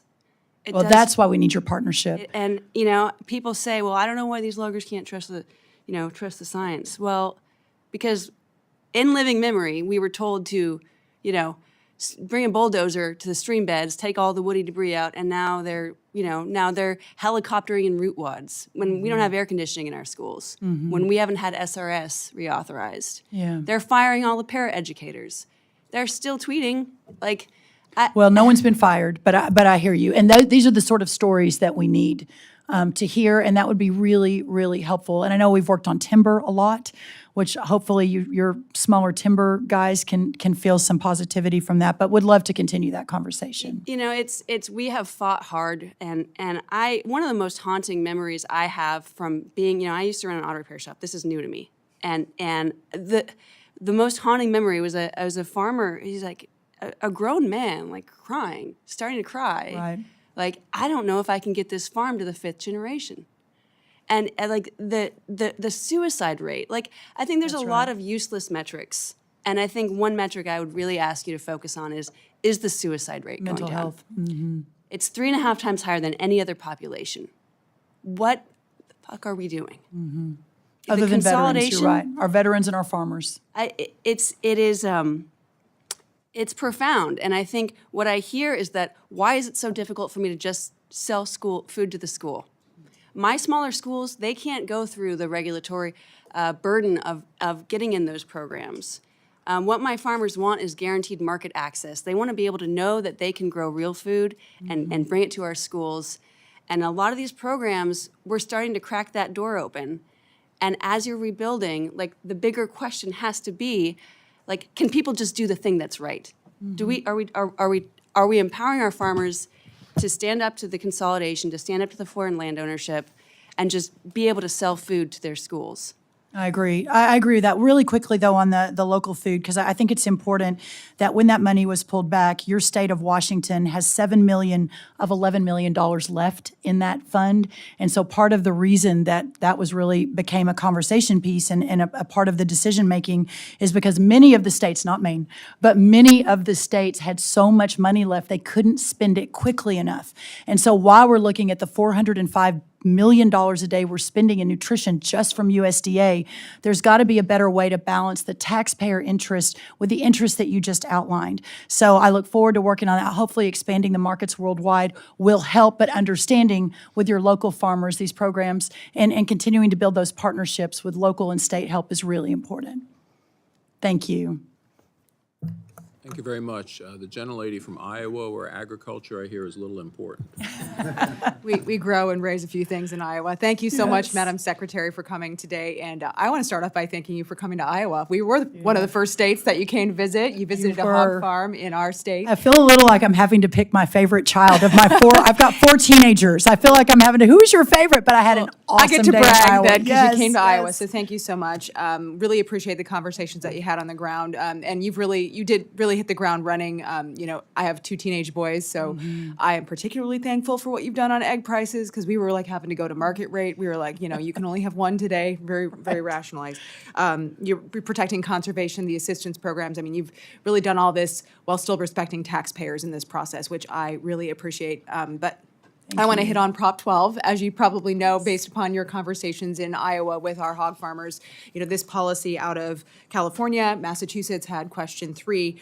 They've really created significant challenges for our producers, and I really appreciate your commitment to examining laws like this. But can you talk about some of the consequences for our farmers and producers if policies like this that are really state by state really start to flow down and impact interstate commerce issues? I think it's really important, and no one is a bigger believer in federalism and the 10th Amendment and allowing the blue states and the red states and the purple states to be the laboratories of democracy. I think that's one of the geniuses of our founding fathers' vision when they wrote the Constitution. But when a state like California or other states passes laws that have significant impact outside of their state border, then that is not sustainable. And specific to Prop 12, we have understood that. We see it. I think it's pretty bipartisan, maybe not 100%, but very bipartisan across both sides of the aisle. That is not, it's just not sustainable. So having a federal approach to that, ensuring that we're protecting our pork producers, especially some of our other livestock producers underneath the regime of Prop 12 is important. So we'll keep working on that together, and I really look forward to it. Yeah, well, and certainly I appreciate your commitment to federalism because we believe in that too, right? We want California to be able to regulate its own producers, but we don't want them to be able to tell Iowa farmers how to raise our animals and do their jobs. And we have heard a lot about that high cost associated with that, about $4,000 per sow. So then you think about other state laws kind of coming into the mix, and that creep that can happen is something we certainly have to fix. Do you believe that kind of patchwork policy, whether it's Prop 12 or other policies that could come down the pipeline, could put small family farms out of business if that's allowed to continue? I do. And I think, again, speaking across the party line, across the aisle, that we're all focused on small family farms, regardless of what the lady said. I think that we all understand and agree that is the backbone of America, and there's no America if they continue to go out of business and not be able to hand off their farms to their children and their grandchildren. And when we put so much burden on them, now we're talking about regulation specifically, but other burdens along the way, it becomes an unsustainable way of life. And that's what we have to really target. We've already begun the deregulation effort, not just across the government, but specific to USDA with line speeds and some other decisions that we've made. And you'll see a much bigger package coming out soon to get the government off the back of our farmers. Love hearing that. I know our farmers love hearing that red tape is being cut every single day. So thank you for your work and leading on that. And Thank you. In the time I have remaining, I want to touch on an issue critical for national security. We already talked about China and the land ownership issues, but I want to talk about our ag supply chain for food because you look at, I was just recently on the ground at a mill in Iowa, and some of the food, their feed, right? They're trying to put together animal feed, and many of the bags had, Chinese characters. They're coming from China, right? All these additives. China does control the majority of the world's amino acids and vitamins. So what risks would our producers continue to face if we continue to have that reliance on foreign adversaries? Hopefully we get these trade deals done and things normalize, but realistically, we could be in some tumultuous times ahead. We could be, and I think that's why President Trump's vision is so important, that if we continue down the trajectory of relying on other countries and other countries coming into America and buying our farmland, this is no longer just about protecting those who feed, clothe, and fuel the nation and the world, like some of the guys sitting behind me. It now becomes about national security. America will no longer be able to protect ourselves, be the world's economic superpower, if we can't stop relying on international and other countries to help feed and clothe us. And that becomes extremely important. And I think one of the most important visions of President Trump that we have to effectuate if we want an America to give to our future children and grandchildren. Well, look forward to working with you on how we can bring that supply chain home as much as possible to protect those who, as you said, feed, fuel, and clothe the world. So thank you, Madam Secretary. Thank you, I Congresswoman. yield back, Mr. Chairman. Thank you. The gentlelady from Florida is recognized. Thank you, Mr. Chairman. Madam Secretary, it's good to see you. You too. I appreciate the opportunity to talk with you. I want to raise the deep concerns that many of us have about the over $5 billion in USDA program funding that remains frozen under this administration. That is funding that farmers, food producers, and rural communities were told that they could count on. And in many cases, these are not speculative awards or pending applications. These are signed agreements, binding contracts between the federal government and farmers, where the terms were agreed to, budgets were made, and in some cases, planning or construction even has already begun. Farmers in Florida and across the country invested real money and made huge business decisions based on these commitments. That includes producers participating in USDA's conservation programs, REAP energy projects, and food purchase agreements with schools and food banks. And now they're only getting silence, or worse, cancellation notices. And this funding freeze is not just a bureaucratic delay. You can't tell me, well, this is just all under review. It's been reviewed by Congress. It's law. These are programs and funding that these farmers have counted on, purchase agreements with schools and food banks, and it's a breach of trust. I've heard from Florida citrus growers, specialty crop farmers, and small agricultural businesses who feel abandoned. They don't know if they'll be reimbursed for expenses they sunk into these projects or if they'll need to lay off workers. And they're left with one simple, devastating question. Can I still trust the federal government to honor its word? So can you explain why these agreements remain frozen, what authority the department has to delay these payments, and how USDA plans to repair the damage to your credibility among farmers? We have courts that are ordering this administration to unfreeze these funds, and you're not doing so and choosing to violate the law. Are you going to abide by the law, or are you going to listen to Elon Musk? Well, there's so much there. So thank you for the opportunity to talk about this. First of all, at the very top, what I would ask is any specifics, contracts that you are getting feedback from your constituents or others on, would you send those to us and just make sure? There are a lot. That would be great. The second thing I'll say is the $20 billion that was frozen has all been reviewed and released down to the final $5 billion. I understand $5 billion is still a lot of money, but we have made progress. The rest of that will be finished. It's happening daily, but by the end of the month. A lot of it we have reconstituted. Obviously, the last administration had very different priorities than we do at USDA. There was a lot of effort put on diversity, But equity, and just inclusion, on climate programs. Interrupt you for a And moment. we've reorganized now Madam that Secretary, if I to can- support the family farm and the Okay, farmer. Madam Secretary, if I can interrupt you for a moment. Yes, please. I understand that you might have different priorities between administrations. That doesn't change the fact that these are programs that are law, that it is funding that was appropriated by Congress and that was in process for delivery. And just because the new administration has different priorities doesn't mean that you can freeze those funds and block access to them or cancel those programs. Well, I disagree. Well, the premise is correct, but Well, the facts court are wrong. disagrees with the administration. Well, we have abided by every court order. There is not one court order we have not abided by. So please let us know if you know differently, if your staff sees differently, but the court we can take off the table. Every time the court has told us to do something, we have, of course, followed. But to your point, Congress did not tell the last USDA to spend $600,000 studying the menstrual cycle of transgender mice. That was not a congressionally directed. Okay. Or That's a preposterous example, it, Madam no, but it is Secretary. actually an example. The supporting food justice We're for talking queer about farmers in San reclaiming my Francisco. time. That did not come from Congress. Reclaiming my time. I understand, but I think that's what you're Madam saying is Secretary, unfair. When I say that I'm reclaiming my time, it means that I need to ask you something else. So Okay, well, if what you're please- saying isn't factual, Please then I have pause to. for a moment so I can do that, because Yes, the ma'am. time is mine. Mr. Please go Chairman, ahead. If you would give me some of that time back, I would appreciate it. You have $2 billion in food aid that was frozen. You have the U.S. Agency for Global Media that was frozen, $250 million. You have AmeriCorps state and national grant programs that were frozen.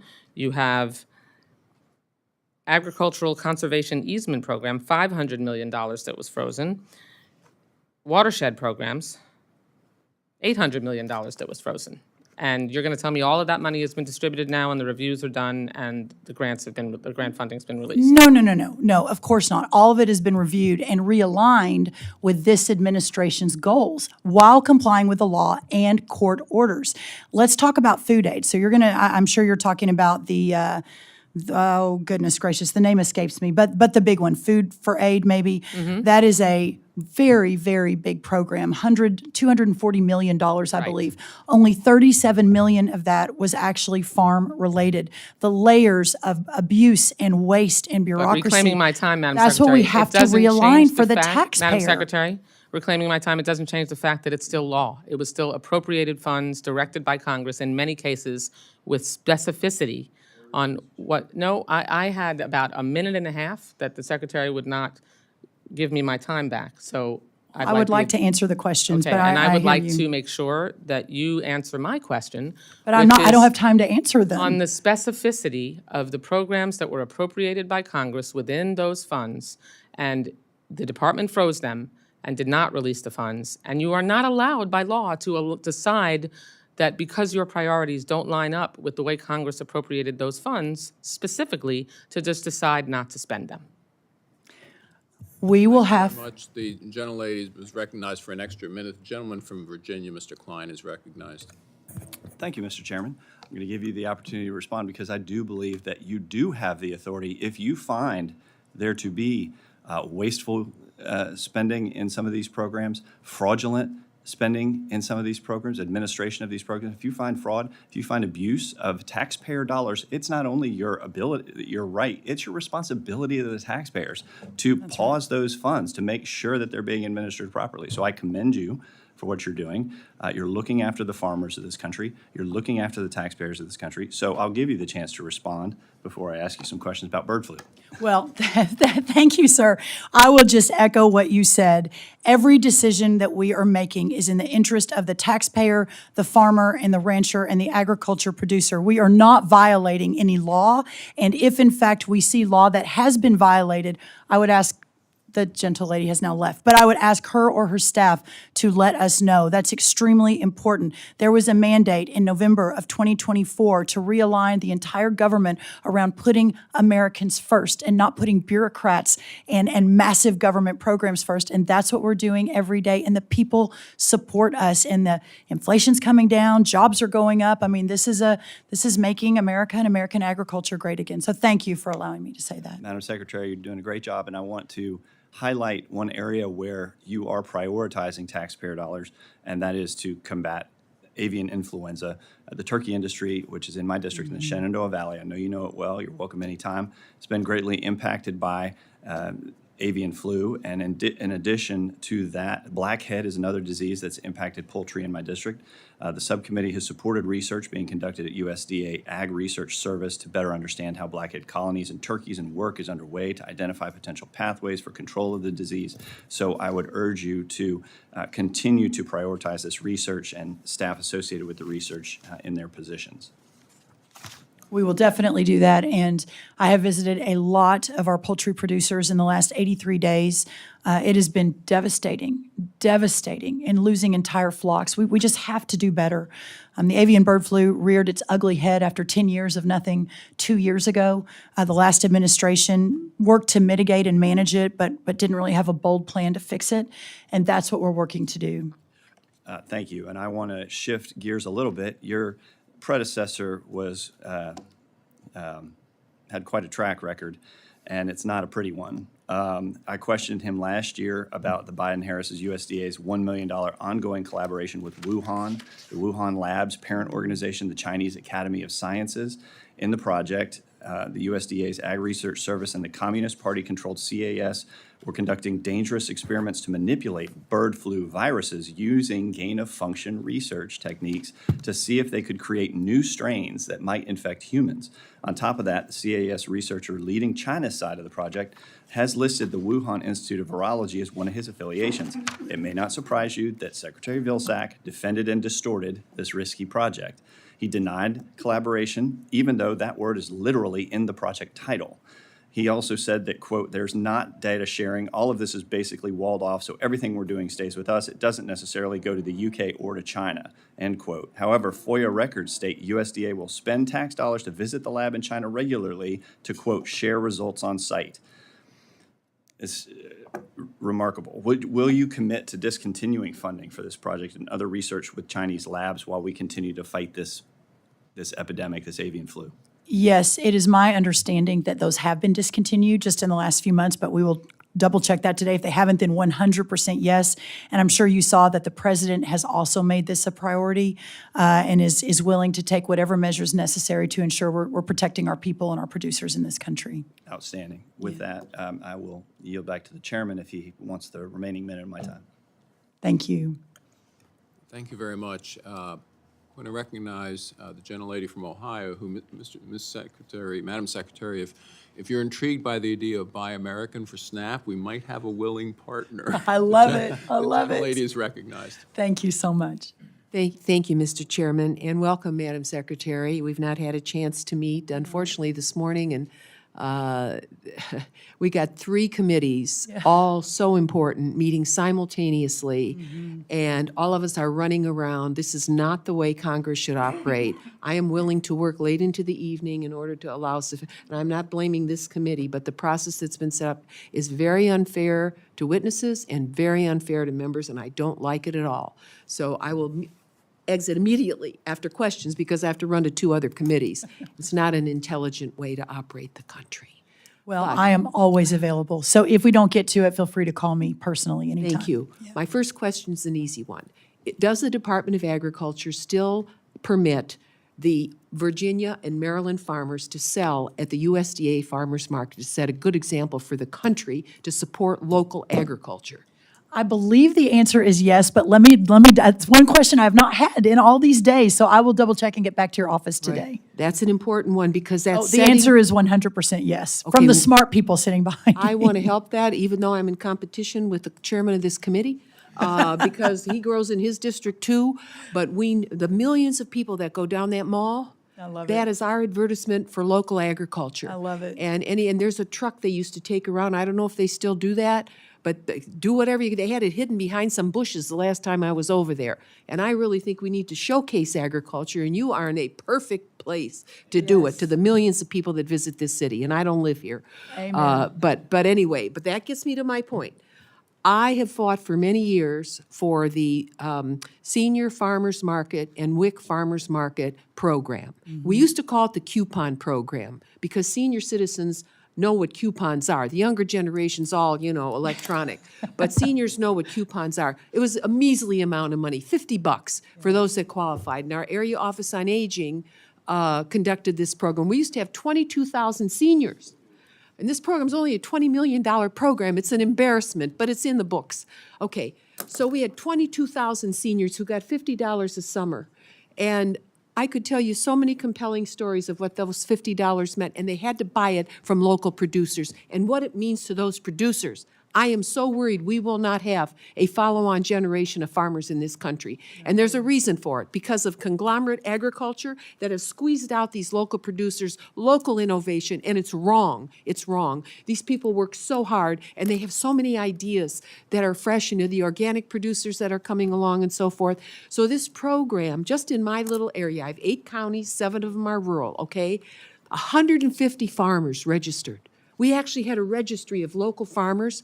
When these seniors would get these coupons, they could go to those 150 places. It was great. We had up to 150 farmers. You show me any other district in the country that's done that. Incredible. And we had 22,000 seniors, and I don't know how many WIC recipients we had, but it was a lot. They'd go to the downtown farmers market. Anyway, what USDA did, and I don't know why, and I don't know who, but they decided to make it an electronic program. Do you know how many seniors can't use those devices? Yes. When they're sitting alone in their home? For the farmers, I went out to one of our biggest produce stands, and I said, Mr. Bergman, where's he goes, I don't do that anymore, Farmer Bergman. Why? I don't want to get into that electronic stuff. I don't have time for it. Ma'am, this has killed the program. 22,000 people that doesn't count the WIC recipient, just 22,000 seniors in my area, 135 farmers. This year, we've only had 32 farmers register for the program. So I am hell-bent on this, because if we don't do this, we're not going to have farmers. And they can farm in the city now. We've got examples of where we're doing that all the way from Manhattan, all the way to Columbus, Ohio, and Cleveland, Chicago. Some of our new farmers are in the cities. I met a guy yesterday from Battle Creek, Michigan. Phenomenal. He was here with the Farmers Union. So I'm just saying, I need help to help my people and to help, whether they're the farmers or whether they're the consumers. Something is really wrong in Denmark. Yeah. And we need your help. This is the first I've heard of it, but we will look into it. And why don't you and I jump on the phone in the next day or two, and let's have a longer conversation. Thank you. That's my only question. Thank you very much. Thank you Mr. so much, Chairman. ma'am. Thank you. The gentleman from Florida, Mr. Franklin. Thank you, Mr. Chairman, and thank you, Secretary, for being here. I apologize, we've all been bouncing back and forth, so I've got to get my head out of energy now and back into Get to ag. agriculture, yes. Appreciate your time, and ag is so critical to my state. Most people assume if you live in Florida, you either live at Disney World or at the beach. That's And I right. have to tell them, hey, we've got so much agriculture. I've got one of the largest agriculture districts east of the Mississippi, and I've got more cows than registered voters. But Yeah. thank you very much for your time here. I know you spoke earlier, and I apologize if I've missed it, if you've expanded further. But you talked about block grants. It's an important thing to the state of Florida. We're not as much about commodities as we are the specialty crops, and I Right. know what we grow and do doesn't fit as neatly into some of the other programs. It is vitally important to us. But to add a little more, I'm very excited that we've got some more information forthcoming, hopefully today, and money rolling out soon. But since I came to Congress 4 years ago, 4 hurricane seasons ago, we've had 6 named hurricanes in Florida. I, alongside our entire 28-member delegation, this is something that we agree on wholeheartedly, supported H.R. 662 in the 118th Congress, would have allowed USDA to implement block grants for the money approved for the 2022 year ag losses. Passed the House, didn't get through the Senate. We didn't get the 60 votes that we needed there, so it died. Following Hurricanes Milton and Helene last fall, I led a letter to Secretary Vilsack requesting that the block grants be utilized in disaster aid for 23 and 24. Again, we got the entire delegation on it, including now Secretary of State Rubio and Senator Scott, and again, crickets from USDA. We didn't get anything back from them. It's vitally important to us. We've submitted a request for $2.5 billion in block grant authority on April 3rd, and I, along with Representative Kamak and Senators Scott and Moody, have sent you a letter. So, and I know you've been on the Hill testifying this week. You probably haven't seen that yet, but again, just underscoring how important it is to us. I know you said specific amounts are forthcoming, but can you comment at all about maybe how these block grants are going to be administered? Will the state have unilateral authority to divvy up that money? Will they be allocated to specific crop participants or users? Anything you could give my folks I know at home are desperate to get Right. information. It is my understanding, if I'm wrong about this, I will follow up with the entire committee, because this affects every single person. But we have, for the last 8 to 12 weeks, been negotiating. Negotiating is probably a strong word. Collaborating with your ag secretary and with some of your leadership in your state. Every state will look a little bit differently, which is why this is so complicated. This isn't like ECAP, where there's one formula, you enter the portal, in 3 days you get paid. This is different. But I think a tremendous amount of work has been done. We will triple check on Florida and let you know exactly where that is in the process. But as later today at a press conference, I'll be talking a little bit more about this. But the most important thing is that money will begin to move by the end of this month. And we believe everything will be paid out within a month or two after that, so by this summer. And that we are, again, it's very, very complicated, but our team is working around the clock. Would love any feedback you have on that. But again, we will follow up directly with you and anyone else on the committee that's working for their constituents on this. We know there are hurting farmers that can't pay their bills because of this money. And so if I have to go in myself and I will do it. Unfortunately now it's such a cash flow issue that only those, folks are spending their own money down That's to right. nothing. And a lot of them are literally selling the farm because they just can't hold out any longer. That's right. Also want to thank you, big shout out for helping us fill our state FSA director. We've had a lot of challenges. I know other states have, but in Florida we particularly have. And with the nature of the hurricanes and people needing more support, we've got a great team, but they've been overworked and undermanned. So thank you very much for that. Florida ranks as 16th in the U.S. for agricultural cash receipts. I know, I think you'd mentioned in your Senate testimony that you visited 15 states so far. Yes. So does that mean Florida may be your 16th? Yeah, yeah. Well, Nebraska is Monday, but Florida is soon after. I promise. I promise. Okay, you don't have to win a Super Bowl ring to come on down to I Florida. know. Very fair. That's fair. All right, thank Yeah, you, we're Madam coming. Secretary. Well, my goal, I head to England on Sunday as we begin the international travel to take our agriculture products to the world as we're negotiating and renegotiating these trade agreements. I mentioned, I don't know that you were in here, but it's important to underscore the president's vision on realigning the world economy around American products. We are making so much progress, and it is all hands on deck. So in the coming couple of months, I'll be in England, I'll be in Asia, I'll be in South America, taking again our products to the world and to the government. I had Mexico in yesterday, so we are aggressive and we are working around the clock to fix all that. One quick thing, and hopefully of interest, Mr. Chairman, if you don't mind, to the letters. I've had a lot of feedback from many people about unanswered letters. So we are working very hard. We've had 142 hit my desk since I started 83 days ago. To date, we've answered, I think, almost 80 of those 142, being very understaffed. I still don't love that number, but it's hopefully we're making progress. My goal is to turn letters around within 4 to 5 days upon receiving them, and hopefully we'll be able to hit that mark very, very quickly. If you can't get us, and if it's an important issue, and this is for everybody, not just the friends on my side, just call us. Just call us, and let's have a conversation on how we can fix some of this. Great, thank you, Madam Thank you. Secretary. Chairman, I yield back. Thank you. Thank you very much. And, well, if we're all getting in the queue for the visits, Merrill and Eastern Shore are pretty close. And it's so much easier. I can by, let just me tell you. you. Yes, sir. I'll be there. With that, I do want to recognize the chairman of the full committee, and in typical style for the chairman, we do have several meeting at the same time. He came in late and Thank you, sir, told me for he being wants to here. make sure all the members from both sides of the aisle speak and ask questions first before he gets his turn. But Mr. Chairman, it's your turn. Thank you very much, and I know you've got a hard stop, so I'll try and be as accommodating to you as I can. First, just one piece of unsolicited political advice. Make Maryland your favorite state. Yes, Okay? yes, that's just, fair. Word to the wise. That's fair. You did just get our basketball coach from Texas A&M. So, yeah, I've become much more interested, but yes. Well, I won't even get into basketball after what the Thunder did the night before last, but. We'll move on. Yeah, not before that. Anyway, a couple quick things. Number one, I'm not going to read an opening statement, Mr. Chairman. If I may, I'll just submit it for the record. You don't need to hear that. There's a couple of questions I do have, but before I do, I want to commend you for what you are doing in reviewing grants and money out the door. Look, every administration, I'm not even saying this to partisans, it's at the end is shoving out every dime they can. And we've had numerous examples in the billions of dollars. I think of one to a nonprofit formed last year for $2 billion that your colleague, Lee Zeldin, and our former colleague pointed out was clearly Stunning. political, clearly ill-advised. So you are well within your rights. I agree very much with what the gentlelady from Iowa had to say about this. And so thank you for doing it. And I know you catch a lot of flack for it. And I know sometimes, folks that should have gotten money, it takes a little longer, and that is a problem. Yeah. But you're doing the right thing, and I know you'll make sure the worthy recipients get it. But you can save the taxpayers some money. That's a good thing, not a bad thing. Two questions I have. One's pretty easy. I hope it's easy. States like Oklahoma voluntarily established state inspection programs to better serve our meat processors, and we're eligible for up to 50% cost share.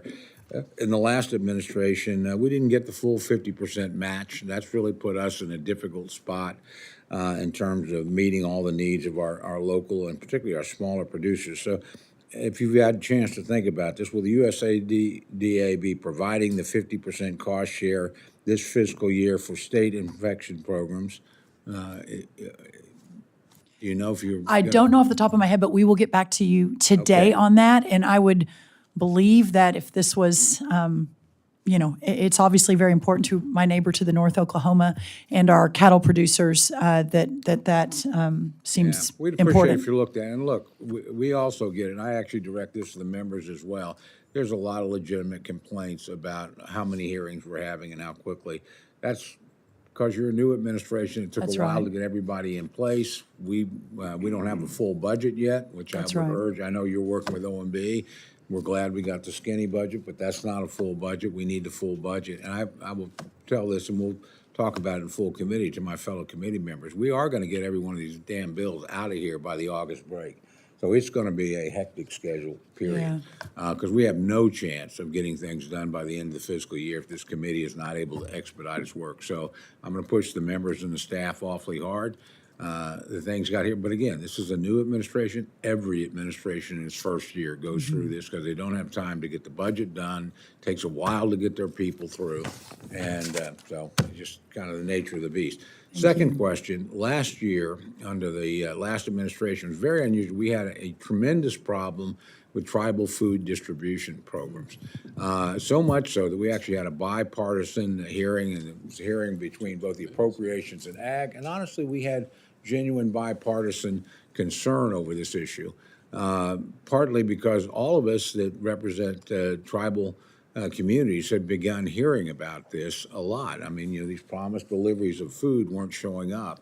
And we began hearing the complaints in April. You usually don't get people talking in the same voice and going after administration. I want to commend my Democratic colleagues on this. A few weeks before an election on something like this, but it was so bad that people were doing it. So you have a lot, there's a lot of, hey, first Americans were the first farmers too. They're pretty good at what they do. And we certainly have a lot of tribal farmers in Oklahoma. We all have a lot of tribal needs in terms of trust and treaty commitments the federal government's made over the years. So I'd be curious as to if you've had a time to even look at those programs, and if you could get back to us about how are we doing now? Because literally last time when we went through this, while we were hearing the complaints in April, and while we know the Ag Department was hearing the complaints in April, the Secretary, actually your predecessor, testified that he didn't know anything about it till August. I mean, how in the world it doesn't get from the front door to the Secretary's desk when we're talking about food distribution to needy senior Indians for months, tells me that something was very wrong with the bureaucracy and the flow of information in the Ag Department last time. Yeah, well, I am familiar with it. Let me get a full update for you, and I'll call you later today, if that's okay.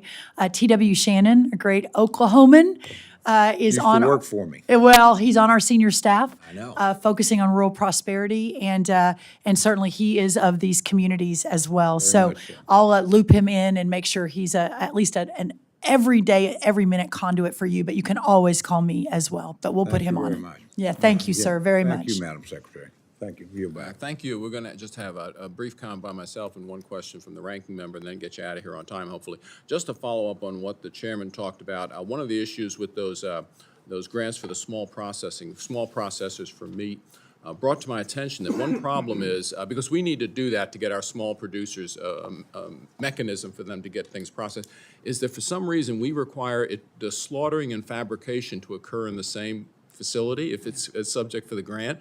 But in some of these cases, the slaughtering, it makes much more sense to have slaughtering and fabrication in different facilities Right. and to allow for a fabrication facility or a slaughtering facility to apply. So this just brings to your attention. The last one on that tribal food bank program, that's what I call a FDIPR. You ought to look into it for Maha's sake, because the food they stock is all nutritious food. Like they only stock low sodium canned vegetables. They only stock good proteins, no snack foods, no sugary sodas. So a program already exists that I kind of think is a Maha program, and it's actually a tribal nation program for the tribal nation. So That's anyway, incredible. with that, Mr. Bishop, you have a quick question? Thank you, Dr. Harris. I have actually two questions, but the answers will probably be short. Okay. So Perfect. first has And to I do, can go, sir, I can go a little longer if anyone else has questions. The first has to do with SNAP waivers, and I've heard your interest, and of course I'm very well aware of the chairman's interest in SNAP waivers for states with regard to banning certain foods from SNAP. But the subcommittee had a hearing on this last year, and some of the most compelling testimony came from a grocer from Georgia. He made two key points. One, that the government would need to establish codes for the thousands of products carried in grocery stores to determine what's eligible for SNAP, that they need to completely overhaul their IT systems to enforce the rules within their, and as he put it, 1 to 2% net profits. If the waivers are granted, and seems like there's interest in doing that.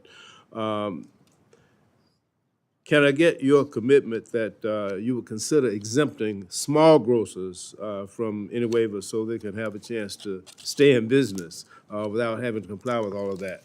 I would love to learn more about that, and 100% that's my commitment. I mean, bringing rural prosperity back to every corner of America has to include supporting our smaller businesses. So it's not just small farmers, it's our small grocers, it's our small, I mean, just small everything. So yeah, let me look into that, and I would love to work with y'all on that. And in fact, even maybe talk to your grocer to give us his story. Thank you. Thank you very much for that. The second thing has to do with, and I know you referenced it in answer to one of the questions, the study on menstrual cycles of transgender men, mice, whatever. And you took great satisfaction in canceling a grant to a university for the study of menstrual cycles in transgender men, which really doesn't sound like a USDA study, and it wasn't.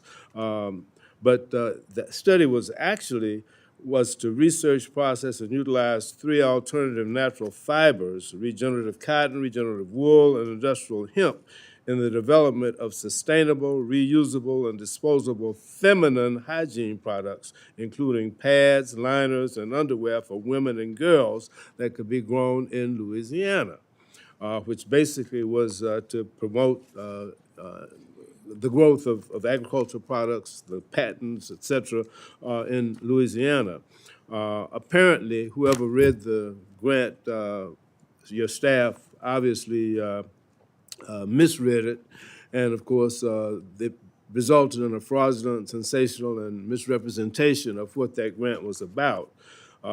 So once it's read, will you reinstate that grant? It was a small grant to one of the 1890s in Louisiana for $600,000. I will. My commitment is to go take a look at that. I mean, that is. It has been an interesting and fascinating effort as we've gone through hundreds and hundreds and hundreds of these contracts, thousands. Many of them are just sort of stunning. But yes, sir. Of course, I will go back and take a look at that. Thank you. Thank you. Thank you very much. Secretary Rollins, thank you for being here today. I think our discussion touched on many important issues that resonate with our nation's producers, some of whom are here today with us, and our constituents across rural America. I look forward to working with you as we move through the FY26 process. As a reminder to the members, if you'd like to submit questions for the record, please submit them to the subcommittee staff within 7 days. The subcommittee stands adjourned. Thank you. Thank you, everyone. Thank you.